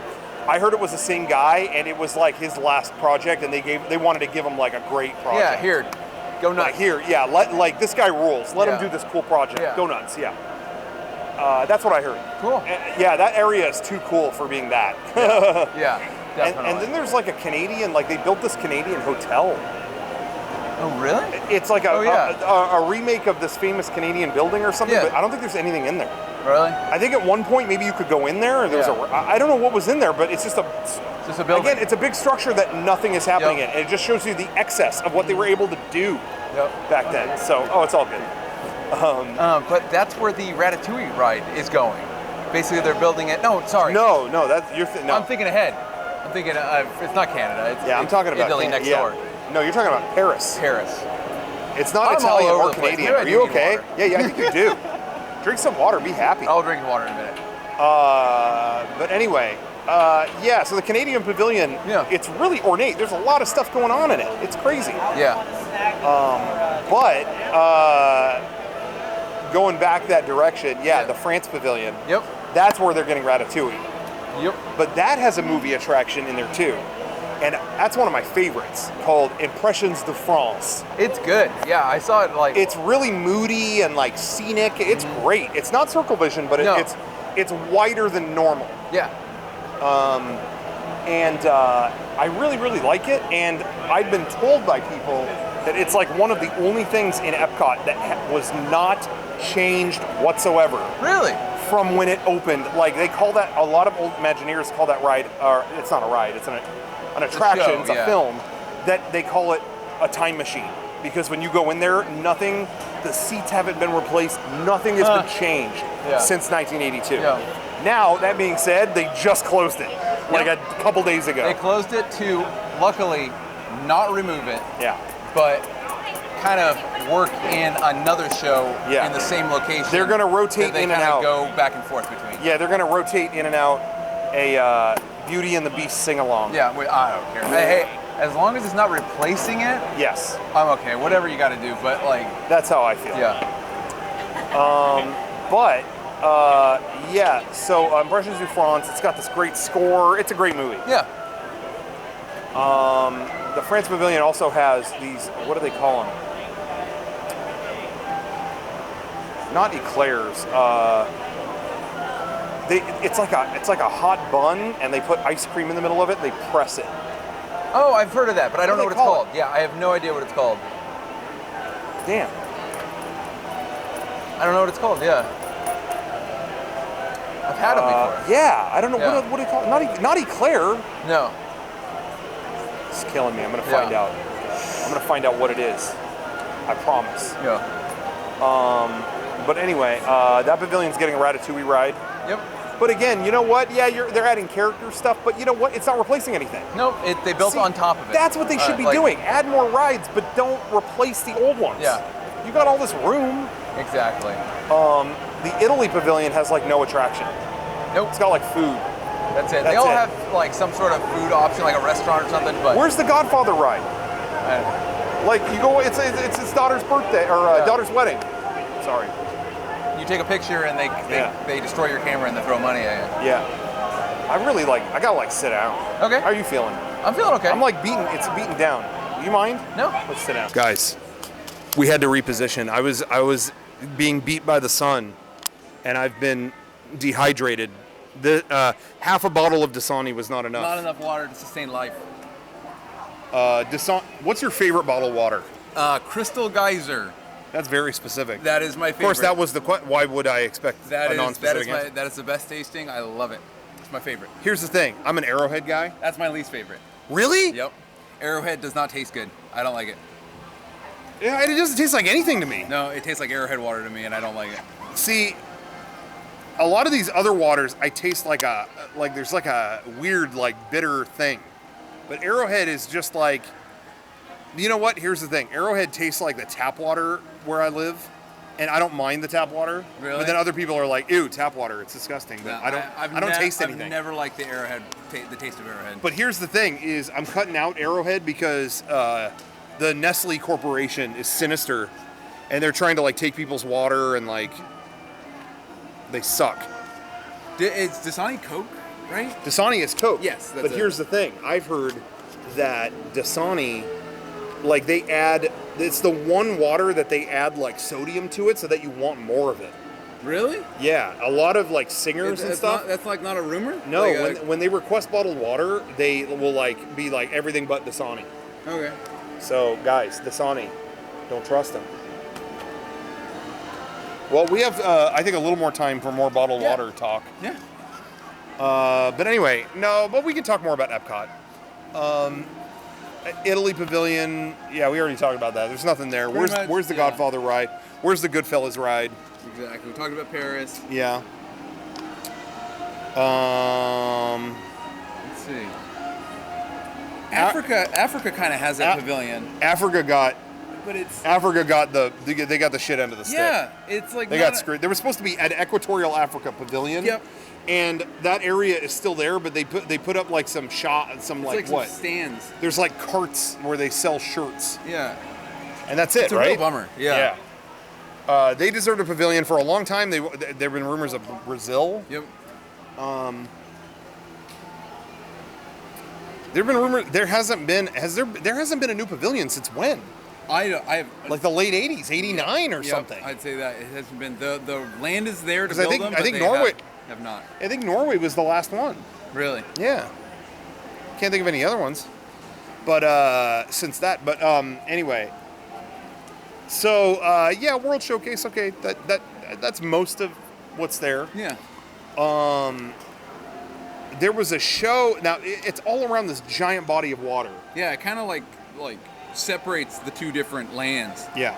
From the Future World and the World Showcase. Yeah, the World Showcase Lagoon or whatever. They did a show there for years called oh no, I'm losing it today, guys. Called Illuminations. Yes. I never saw it until earlier this year because I heard, it's going away. And everyone told me, oh my God, it's a classic. So I was like, I got to go see that. Yeah. And I thought it was so boring. Did you ever see it? We never saw it. Yeah. It was some loud ass fireworks going off right in front of me. It was like, okay. And then you wait for this like globe to kind of like circle the lagoon, and you're watching this globe and it's lighting up, and it was just like the music was cool. Yeah. But I think I saw it too late. Really? I think so too. I did not like the skipping parks, but the Animal Kingdom show that was on the body of water that just actually went away as well. I thought it was boring. I did not like it. Yeah, I think there's just not that many. Maybe I'm not a show guy.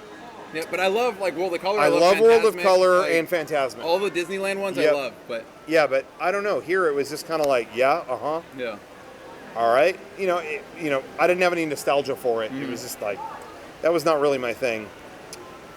But we're gonna see. There's Epcot Forever, a new show. Yeah. With temporary feature. Yeah, it's a temporary show for like the next year, but it's celebrating all the classic Epcot stuff. So we're gonna see that tomorrow. Yes. Maybe we'll do an addendum to like what we thought. Okay. Maybe just a real quick hey, thoughts. The new show. Anyway, so that's all of kind of that area. Whatever. Now let's circle back around. We didn't really give a lot of time to the main event, Spaceship Earth. Yeah. Spaceship Earth. Yeah. That's it. That's enough said. Good night. No. That's my favorite ride here. One of my favorite rides of all time. Yeah. And my favorite ride here for sure. Yeah. Because I feel like it's the one thing carrying the torch of old Epcot. It is an old Epcot dark ride. It's kind of the last of its kind. It's been updated a few times over the years, but it's still mainly the same ride, right? Pretty much. I went on it and was just like, oh my God, like how have I never heard about this? Yeah.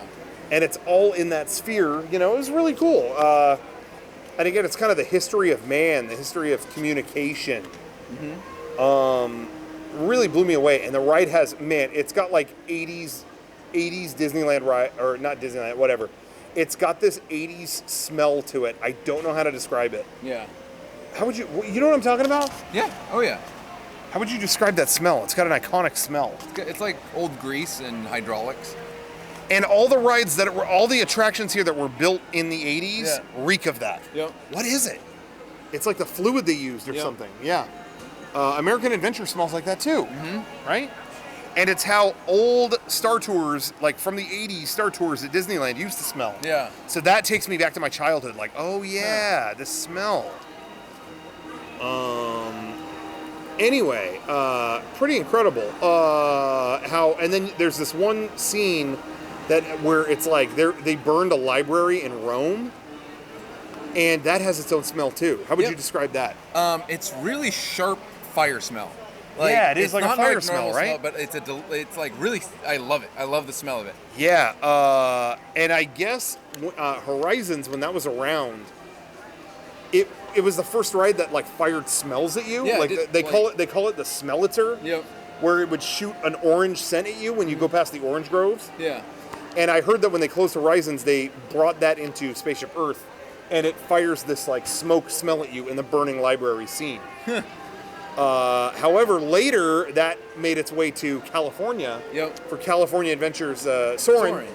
And that orange smell came back. Yep. It would shoot it at you. When you go over the orange groves. So a little bit of Horizons in California, a little bit. Anyway, of course, that's not the only piece of Horizons that made itself elsewhere. Yeah. I went to Tokyo Disneyland in like 2010 or something like that, or whenever it was. And the exit to Star Tours there, you would pass by this animatronic creature. It looks like Sonny Eclipse's cousin. It was like this security alien. And he's looking at all these things on monitors. And the monitors had the old Horizons endings. It had multiple endings. Oh, really? Like you would choose your own adventure, like at the end. You choose what ending you wanted. And it was playing the footage of each of those endings on his monitor. So I kind of saw part of Horizons in other parks, in another park, in Tokyo Disney. But anyway, everything kind of made it to different places. I think there were vehicles from Horizons that made their way into like the cafe in Hollywood Studios. Just like hanging out as like decoration. Yeah. And on like the side of the train, like you'd pass on the way to like Tomorrowland or whatever it is, Discoveryland. Yeah. In Disneyland Paris, there's Horizons vehicles just parked on the side, you know. Yeah. So they're kind of remnants made their way everywhere. Exactly. Yeah. They reuse a lot of stuff. From their old rides. Spaceship Earth, though, going back to that, is one of my favorite rides ever. I have a suggestion. Spaceship Earth, one of my favorite rides ever. Actually, we have a fast pass for it right now. We do. I have a suggestion. Let's go ride it. Okay. And we can do an addendum at the end of this episode where we'll talk about Epcot Forever. Or we just do it wherever, you know. Yeah. Talk about Epcot Forever, what we thought of the show. Yeah. Wrap it up with our, we'll go on Spaceship Earth, have any other things we want to add to that. Yeah. And we'll tack that on to the end. Okay. As kind of a wrap up. Does that sound good? That sounds good to me. We're going to ride the ride, and we'll let you know. Of course, I've already been on 1,000 times. There's probably not much new to add to it. But we'll go on that, talk about Epcot Forever, let you know if it was a good show or not, or if it was whack. And we'll wrap this up. Any other Epcot thoughts, okay? So we're going to do that right now. So transition to the future. Hello. Welcome back to the show. Hey, guys. So that part of Creepy Old Crypt was a little while ago. I don't know what happened. We're back now in San Diego. We're here in my office here in lovely San Diego, California. It's actually been raining for 2 days, so ignore the lovely part. But when we were there in Florida, I felt like I was going to pass out. I don't know if I drank. I don't know if I drank enough water or something, but it was like, first we sat down and then it was like, Kevin, I think we should record the rest of this another time. I'm losing it. So anyway, maybe I already said that in the previous clip. I don't know, but we thought we'd wrap it up here in San Diego, do the right thing. Nice cool weather. Yeah. Cool San Diego. Yeah, so, and now that I'm back in San Diego, I can wear the vintage Epcot jacket. It's not too sweaty to do it. It's nice and chilly, so I can put that on. I'm still sweating in it. Doesn't matter. Epcot, baby. All right, anyway. So, since recording that, a lot has changed. The world has changed. But one of the main things that's happened is we honestly can't remember what we left off on talking about. No one here has watched the rest of, we probably could have. Yeah. And I apologize that we didn't, but I do want to say we did see Epcot Forever, which was the new water show that they do in the lagoon. We finally have seen it since, that whatever. And so it's like a temporary show. I guess there's a big one coming next year, but yeah, this is like the in between. It's like for a year you're going to do this, and then the next one is going to be all movies and stuff like that, like Disney movies, everything. But this is like the like old Epcot, all like tribute. 80s tribute. That's what I'm looking for. Yeah, it's like a tribute to all the classic Epcot music and whatever else. I'm kind of bummed they're getting a show next year that is movie stuff. To me, Epcot does not need that doesn't need a bunch of movie crap. But whatever, maybe it'll be impressive. Who knows? But so Epcot Forever. What did you think of Epcot Forever? I enjoyed it. I really like seeing old Epcot stuff, but I'm not as familiar with the music as you are. Yeah. So I really enjoyed it, but a lot of the music I wasn't like, oh, this is that. Because I'm not as privy to that. See, I was going nuts during that thing when I was like, we're hitting Universe of Energy right now. Okay.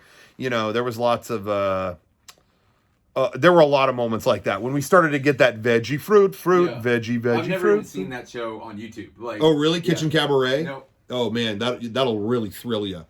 The show. I knew of that song and of the show. I've never seen it. Dancing Vegetables. Yeah. Every now and then when you call in to, I don't know how many people out there have done this or do this at all.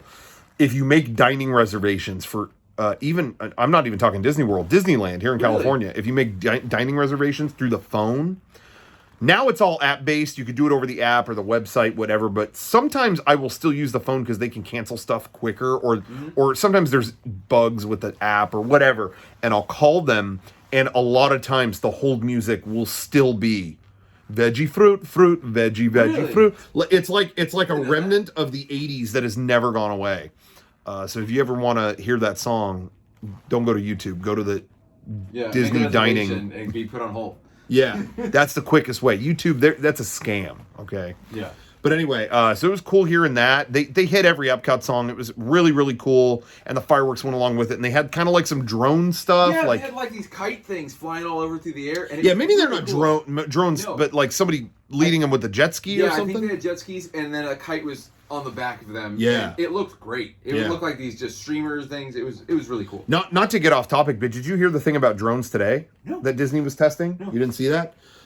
Someone found them testing. See, I think, I don't want to get off the Epcot subject, but a real quick Galaxy's Edge note, because I just read this today. They saw them testing drones that were X-Wings. Like, they were meant to look like X-Wings off in the distance flying off. Yeah. And so I think, we kind of talked about this, but there's all these little touches. I love Galaxy's Edge, but there's a lot of people wishing they'd have like droids going around and creatures and ships flying, whatever. Yeah. And it sounds like they're trying something where... I think they're just adding more life to the land. Yeah, it sounds like they're at least testing, where it looks like X-Wings are off in the distance physically, which is pretty dope. That's cool. Yeah, anyway, whatever. Don't want to get off the Epcot train. But it was cool. One questionable thing that everyone's talking about. Everybody noticed this and like, why is this... The show ends on A Whole New World from Aladdin. What ride is that? Epcot ride is that from? Aladdin has no presence in Epcot whatsoever. Why would it end with that? Yeah, I don't get it's got world in the name. I guarantee you that's what it is. Oh, well, Epcot's about uniting the world, and I know that's why they picked it. But, some executive definitely went, more IP. There's no modern IP in this. We need to put those in. And so I think that's kind of a bummer. That being said, it's a good song, and it was the finale was well done. Yes, but wouldn't you say? Didn't really fit with the rest. No, it was a blunder to pick that song, but what they had, they executed well. Yeah, right. You feel that way? I think for what they did, it was a great show through and through. But it just kind of the ending was like it didn't really fit. Yeah, it was just odd. It should have ended on veggie, veggie, fruit. No, Two Brothers. It should have ended on a firework display to Two Brothers. Was American Adventure in there? Did they do? No, they America? did. I think they did. Yeah, Golden Wings was in there. The ending of but not Two Brothers. That's all they care about. Yeah. A cannonball don't pay no mind. They should have shot a cannonball over the audience. Yeah, they could have shot a cannonball into the audience and been like, hey, and then someone goes, hey, a cannonball don't pay no mind. Sorry. That's Disney, have us design your next show because we know what to do. We know how to do it. But anyway, overall though, cool tribute to Epcot. I'm kind of bummed it's limited, but yeah. What can you do? I think we already talked about it, but I really was impressed by the Epcot Preview Center for the new updates to Epcot. That was a show in itself. Yeah. And I loved it. Yeah. Like, just standing in that thing and then going through each new land and having it be projection all around and everything was awesome. Yeah, it's a whole room where they project all the new stuff coming to Epcot on a model of Epcot, and it was really well done. It was like you wanted to stand there for half an hour and just watch the whole thing. You want to watch the whole thing. And I think that's kind of a lost art, the art of the cool preview center of something about to be open. Yep. You know what I mean? Disney used to do that. Even back in the day, they opened at some sports center or whatever it was. They opened a preview center for Disney World before the Magic Kingdom even opened. Mm-hmm. And you could drive in and like walk up and or not drive in, but like, you know, drive to this building and go in and see the model of what's to come. And it drove up, you know, a lot of hype. And they did that for Epcot, too. Yeah. Like, on Main Street, you could see a model of this new thing, Epcot, you know. And I think there's something to be said about, like, a cool place to, like, you know, kind of build hype on something to come. That can be a show in and of itself. And, you know, sometimes I feel like for the past few years, they forgot that.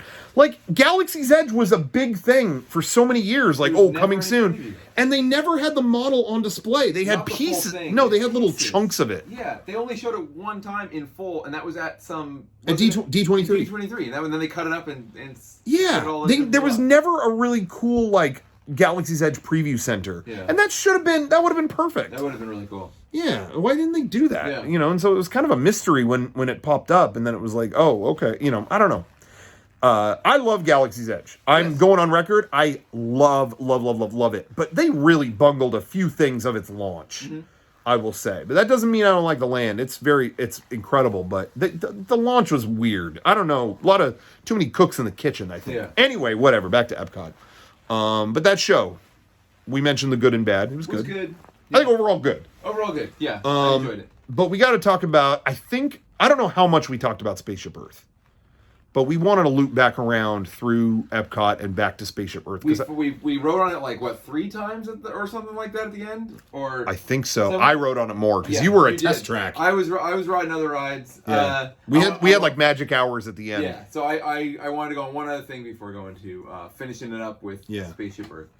And the whole time he was on test track, I went on Spaceship Earth like 80 times.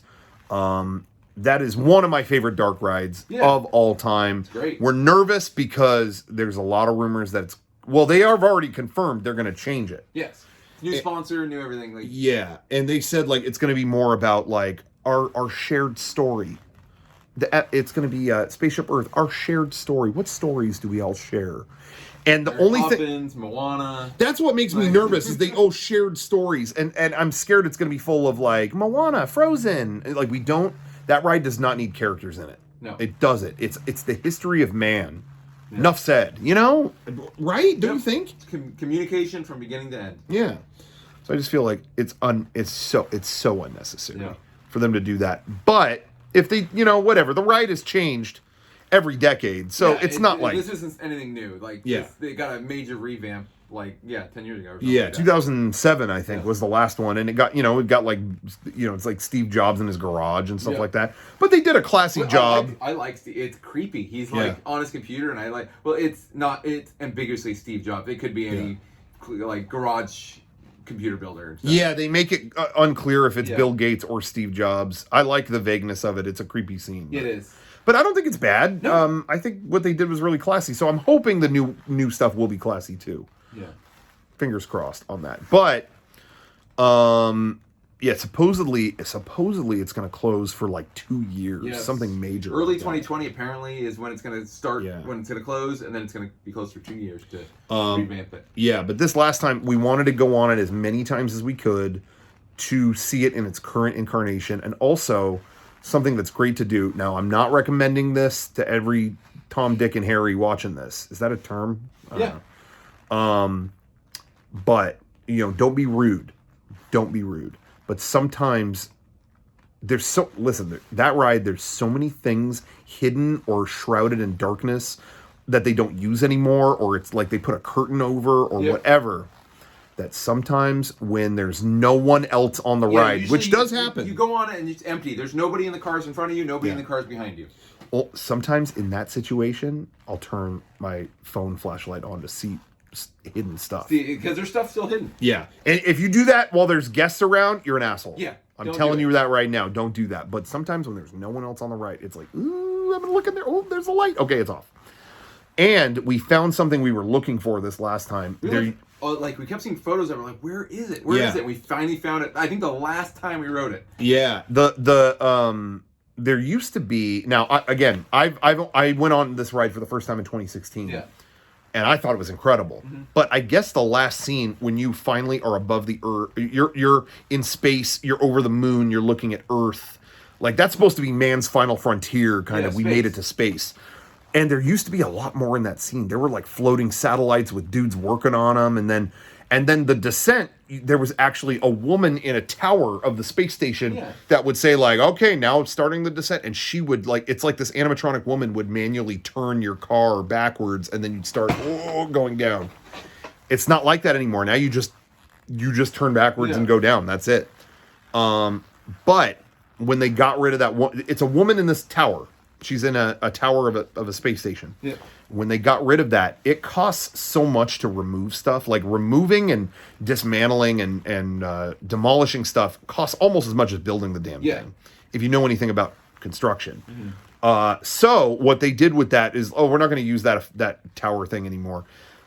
They just painted the whole thing black so that it's there. They don't light it anymore. It's camouflage. You can't see it anymore. Yeah, it's in darkness. Yeah. And they painted the whole thing black. Even the animatronic supposedly is in there painted black so that you can't see any of it.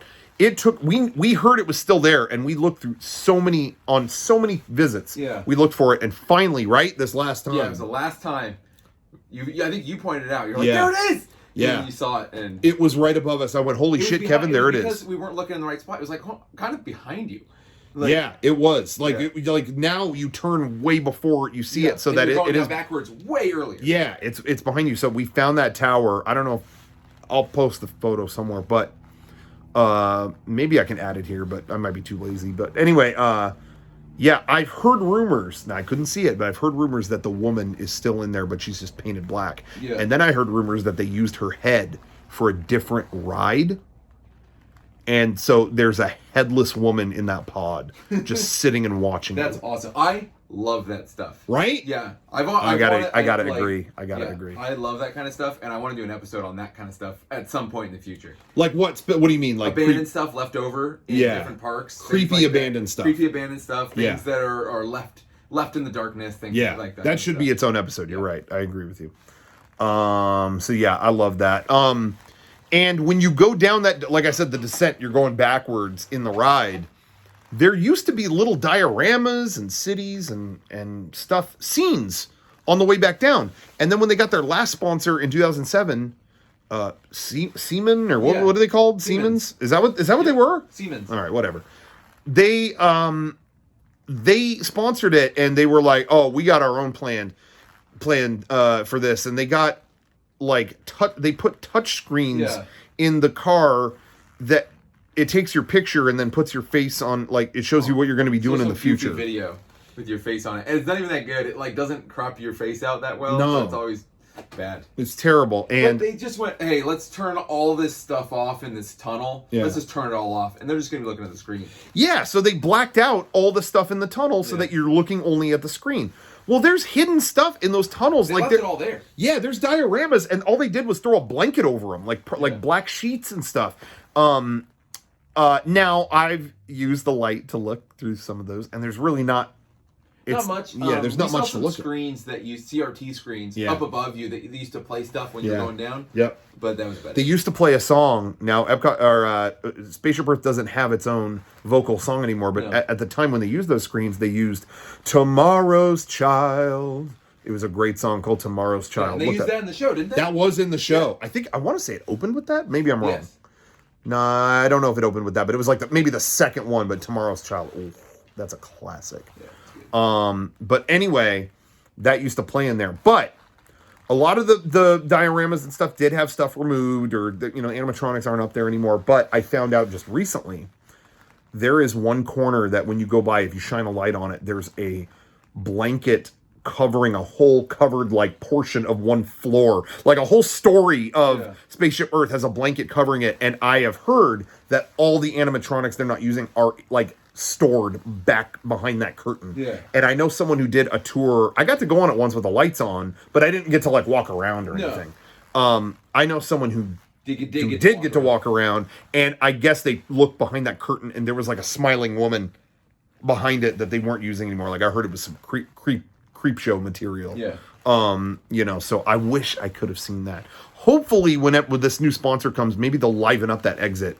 Because that exit really sucks, because that, again, it's like they use an app to put your head on a body, whatever. It's dumb. Yeah. It's really dumb. And it blinds you. It's like you're in the dark and it's just... Yeah, the screen is so blinding and bright. It takes away from the atmosphere of the ride. And so 9 times out of 10 when I ride it, I cover that screen with a jacket and I just take in the ambiance. What's left of the old ride. Yeah, but... what's especially kind of embarrassing about that ending was they added that in 2007. Now, what else happened in 2007? The smartphone. Yep. I feel like they added that thinking, oh, isn't this revolutionary? You're just going to use this application to put someone's head on a thing. And it's like, dude, in a month, the iPhone will be out and every kid is doing that on their device. You know what I mean? So it was just bad timing, I think. Didn't really work. It was never, it had about a month to be impressive. You know what I mean? Yeah. Isn't that crazy to think? 2007 doesn't seem that long ago. No. You know what I mean?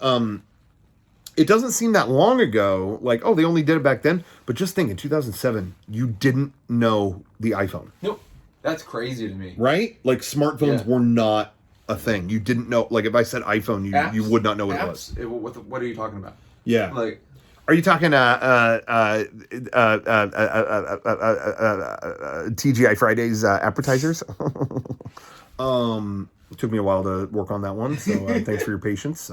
Anyway, yeah, so that stuff's all hidden in there. Spaceship Earth has so much hidden stuff. There's like bumpy when you're in that top room at the top of the dome of Spaceship Earth. There's like bumpy shit around you, like I don't know how to describe it. It's like all the scenery around you has like jagged cuts to it. Yeah. And it was supposed to be like the surface of the moon, but they bailed on that. Like there's so much weird stuff abandoned in that ride. Yeah. And Florida is big enough that they can just have abandoned stuff laying around. Yeah. You know what I mean? Whereas here in California, if you had all that room being wasted, they'd go, oh my God, we got to make use of the room because we barely have any. Yeah. But in Florida, they got so much land that they just don't care. It's like, let the surface on the moon sit there. Who cares? You know? It's kind of weird. Was there anything else about that ride? I mean, I know we talked about it a little bit before.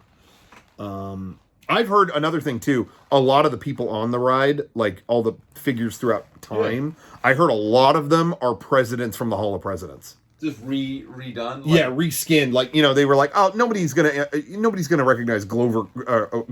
Glover. My favorite N64 game is Glover.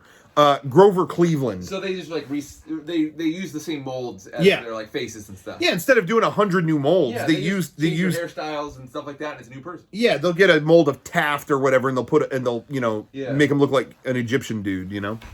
Yeah. That's what I've heard. I don't know if that's true. Cheaper. Sure, it saves money. Another thing that I heard about, and I want to ask people out there if they know about this. I have heard that there used to be a projection effect in the Roman part, where the Romans are talking and there's like a road. I've heard about this. That there's a whole big matte painting of a road behind this Roman dude talking.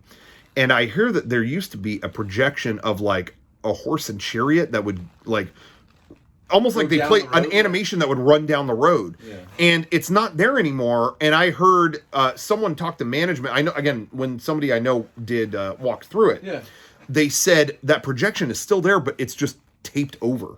Yeah. Like they just don't want it to show. And they said, yeah, we don't want to show it. It's creepy. What's creepy about it? And a lot of people were like, yeah, it was creepy. What was creepy about it? What is it? That's just it. Is people I know I've talked to people online and they're like, there's like no media of that. I'm curious if anyone out there, do you remember the project? Maybe you went on it in the 80s or 90s. what was creepy about? I want to know what was creepy about the horse. It's a horse and buggy, or not horse and buggy, but a chariot. What was creepy? What could be creepy about that? I don't know. It looks like a ghost? Yeah, that's what I'm saying. Honestly, like some people, it made it sound like maybe it did look like a ghost. Yeah. So we'll Scared see. some kids or something like that. I don't know. Turn this off. I'll tell you what, though, the burning library in Rome, that thing smells. Yeah, it smells really good. Right? Yeah, it's got that.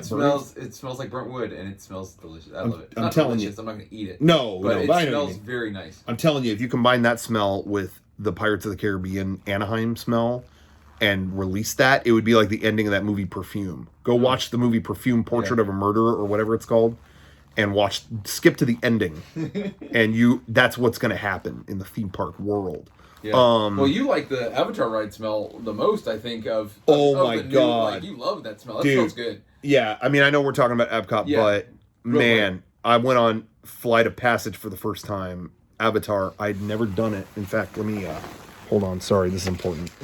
Oh, yeah. I just want to I had this on the ready. I had to pick up this Ikran after I rode one in, I was about to say Galaxy's Edge, Pandora Flight of Passage ride. It was amazing. And not only was the ride visually and sensory overload, it smelled good. That's another. Just walking in. Right? Just walking into the ride area or whatever, where you get ready and sit down and stuff. It smelled really good. It had its own. I love when a ride has a signature smell, and this is the latest one to have one. How would you describe it? Because I could like smell it right now. Yeah. How would you describe it? It's like natural? Someone cleaned the ocean. Yeah. Like it smells like oceans, like the spray of the ocean waves, but it's sweet. Yeah. Do you know what I mean? Yeah. It smells clean, like someone scrubbed the ocean clean. Mm-hmm. I don't know how else to describe it. Yeah, that's as best as I can. But man, when I smelled that, like Pirates of the Caribbean, it smells. I love that smell, but it's musty water. Yeah. You don't want to smell that in your home because maybe you got musty water. You don't want that in your home. Yeah. But this smell, it was so like clean but still oceany. I want everything I own to smell like that. Yeah.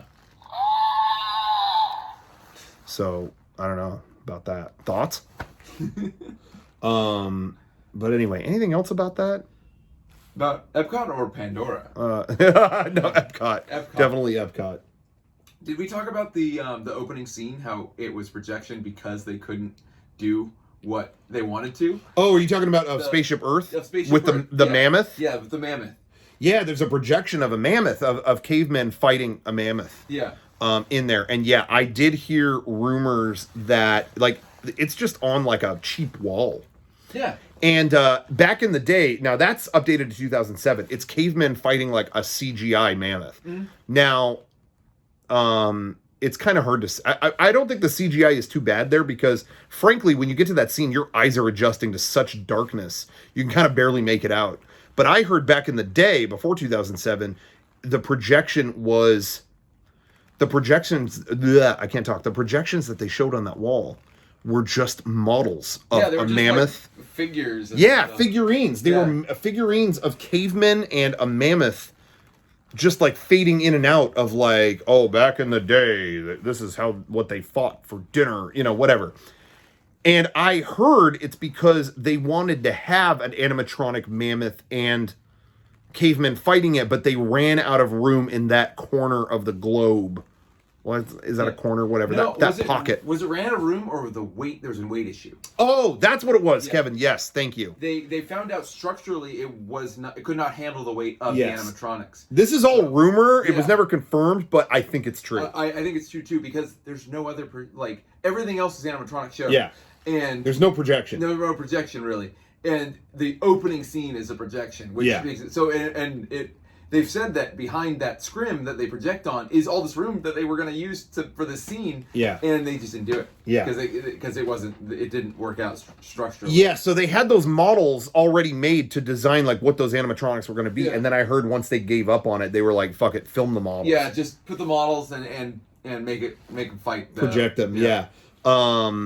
And so there's just a wall there. And but I've also heard rumors that when they were testing it, they went, people's eyes are going to be adjusting right here to the darkness. We should not just throw animatronics in here. If they're already not going to see them, let's just throw a screen there. Yeah. I've heard that too, but I don't know. The weight thing, holds water. It is a dark no pun ride. intended. Yeah, it is a very dark ride. Very dark ride. Which I do like about that. So that's a very good point made. That scene, the models, what else were we gonna say? I don't remember if I brought this up before, but in going around getting a tour of the place, I have discovered, and a lot of people who have walked it have been told, I can't remember if I brought this up earlier in the show or not, so if I did, I'm sorry.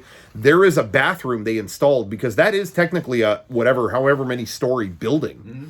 So they had to put bathrooms in it, and there's a bathroom just for staff in like the core of that ride, like on one of the floors of it. Yeah. There's a bathroom you can sneak away into, and I've heard that they are staff is explicitly advised to not use the bathroom because they didn't know that acoustically it picks up everywhere. Goes everywhere. You can just when you flush that toilet, when you flush that toilet, everyone in that globe hears it.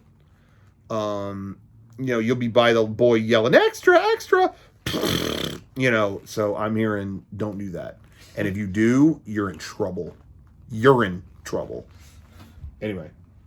And of course there's a corporate lounge in this picture. Every ride has a corporate lounge. Every pavilion or every big attraction in Epcot has a corporate lounge. Because they're sponsored by a big company, so they go, okay, here's where we can go to have meetings about something or other. And that was supposed to be the big thing with Epcot, is they wanted a sponsor for everything, and it was supposed to be like a World's Fair, so they wanted corporate sponsors to have a place to relax. And that one's still in Spaceship Earth. There's a cool corporate lounge in there, and it oversees everything, and it's got a private entrance that you could just hop onto Spaceship Earth and go and ride. And I thought that was so cool.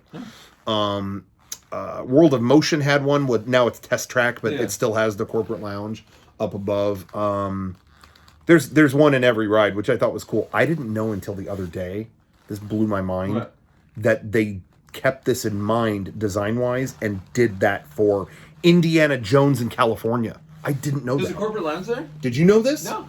There is one, when you're out by the cars, there's one set of windows up above. There's one that like security is in, and then there's another set of windows, and there's nothing in there. And they said the plan was that was going to be the AT&T corporate lounge. Yeah, because they sponsored it at the beginning. I remember that because I got the little card, and at the end it said dial 10 ATT. Yeah, and you would translate stuff on the walls in the temple, and one of them was like, choose wisely, choose AT&T. It felt like the Ovaltine moment in Christmas Story. I wonder if that's still there. Like, I don't know. I wonder, like, I think it is, but not with AT&T. It's like choose wisely or something. That's it. But anyway, one set of windows has nothing in it. And I totally know what that is. Like, I can picture that right now. And it's up there.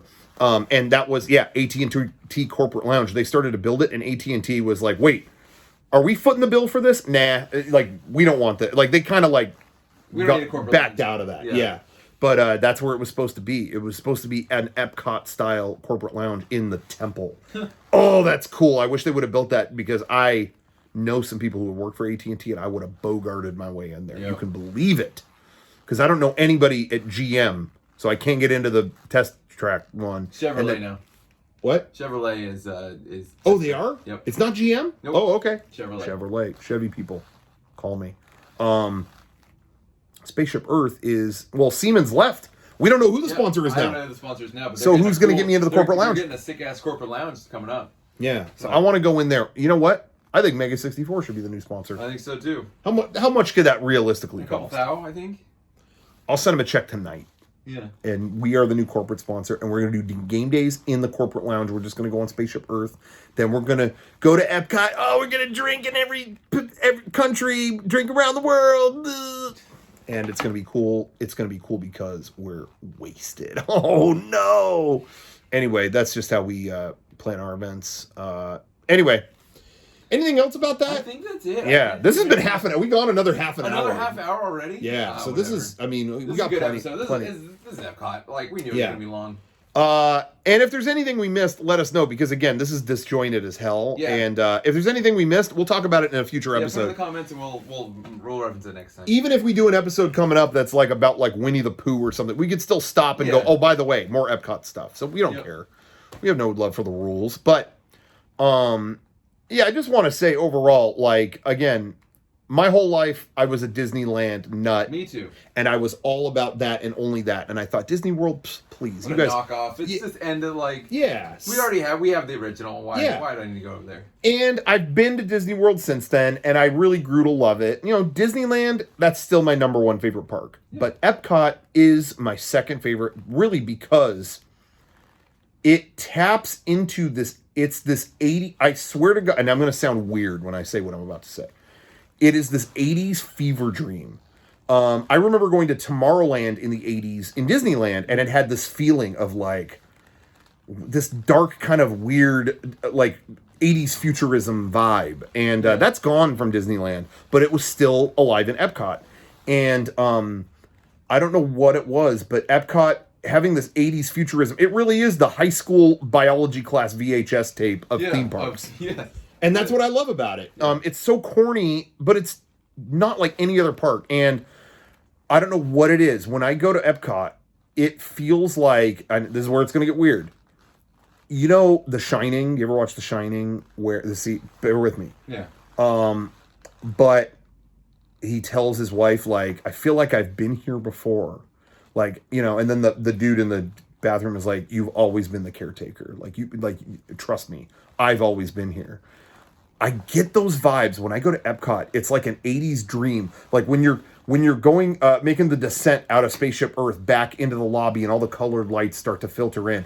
I really do feel like I've been here before. Like something, I don't know what it is, Kevin, but I swear to God, whenever I do like Living with the Land or Spaceship Earth, I have this feeling, holy shit, I went here, I was here. But I never went as a kid. What is that? You went in 1885 or whatever it was. Yeah. Like 100 years ago. Yeah, reincarnation, 1885.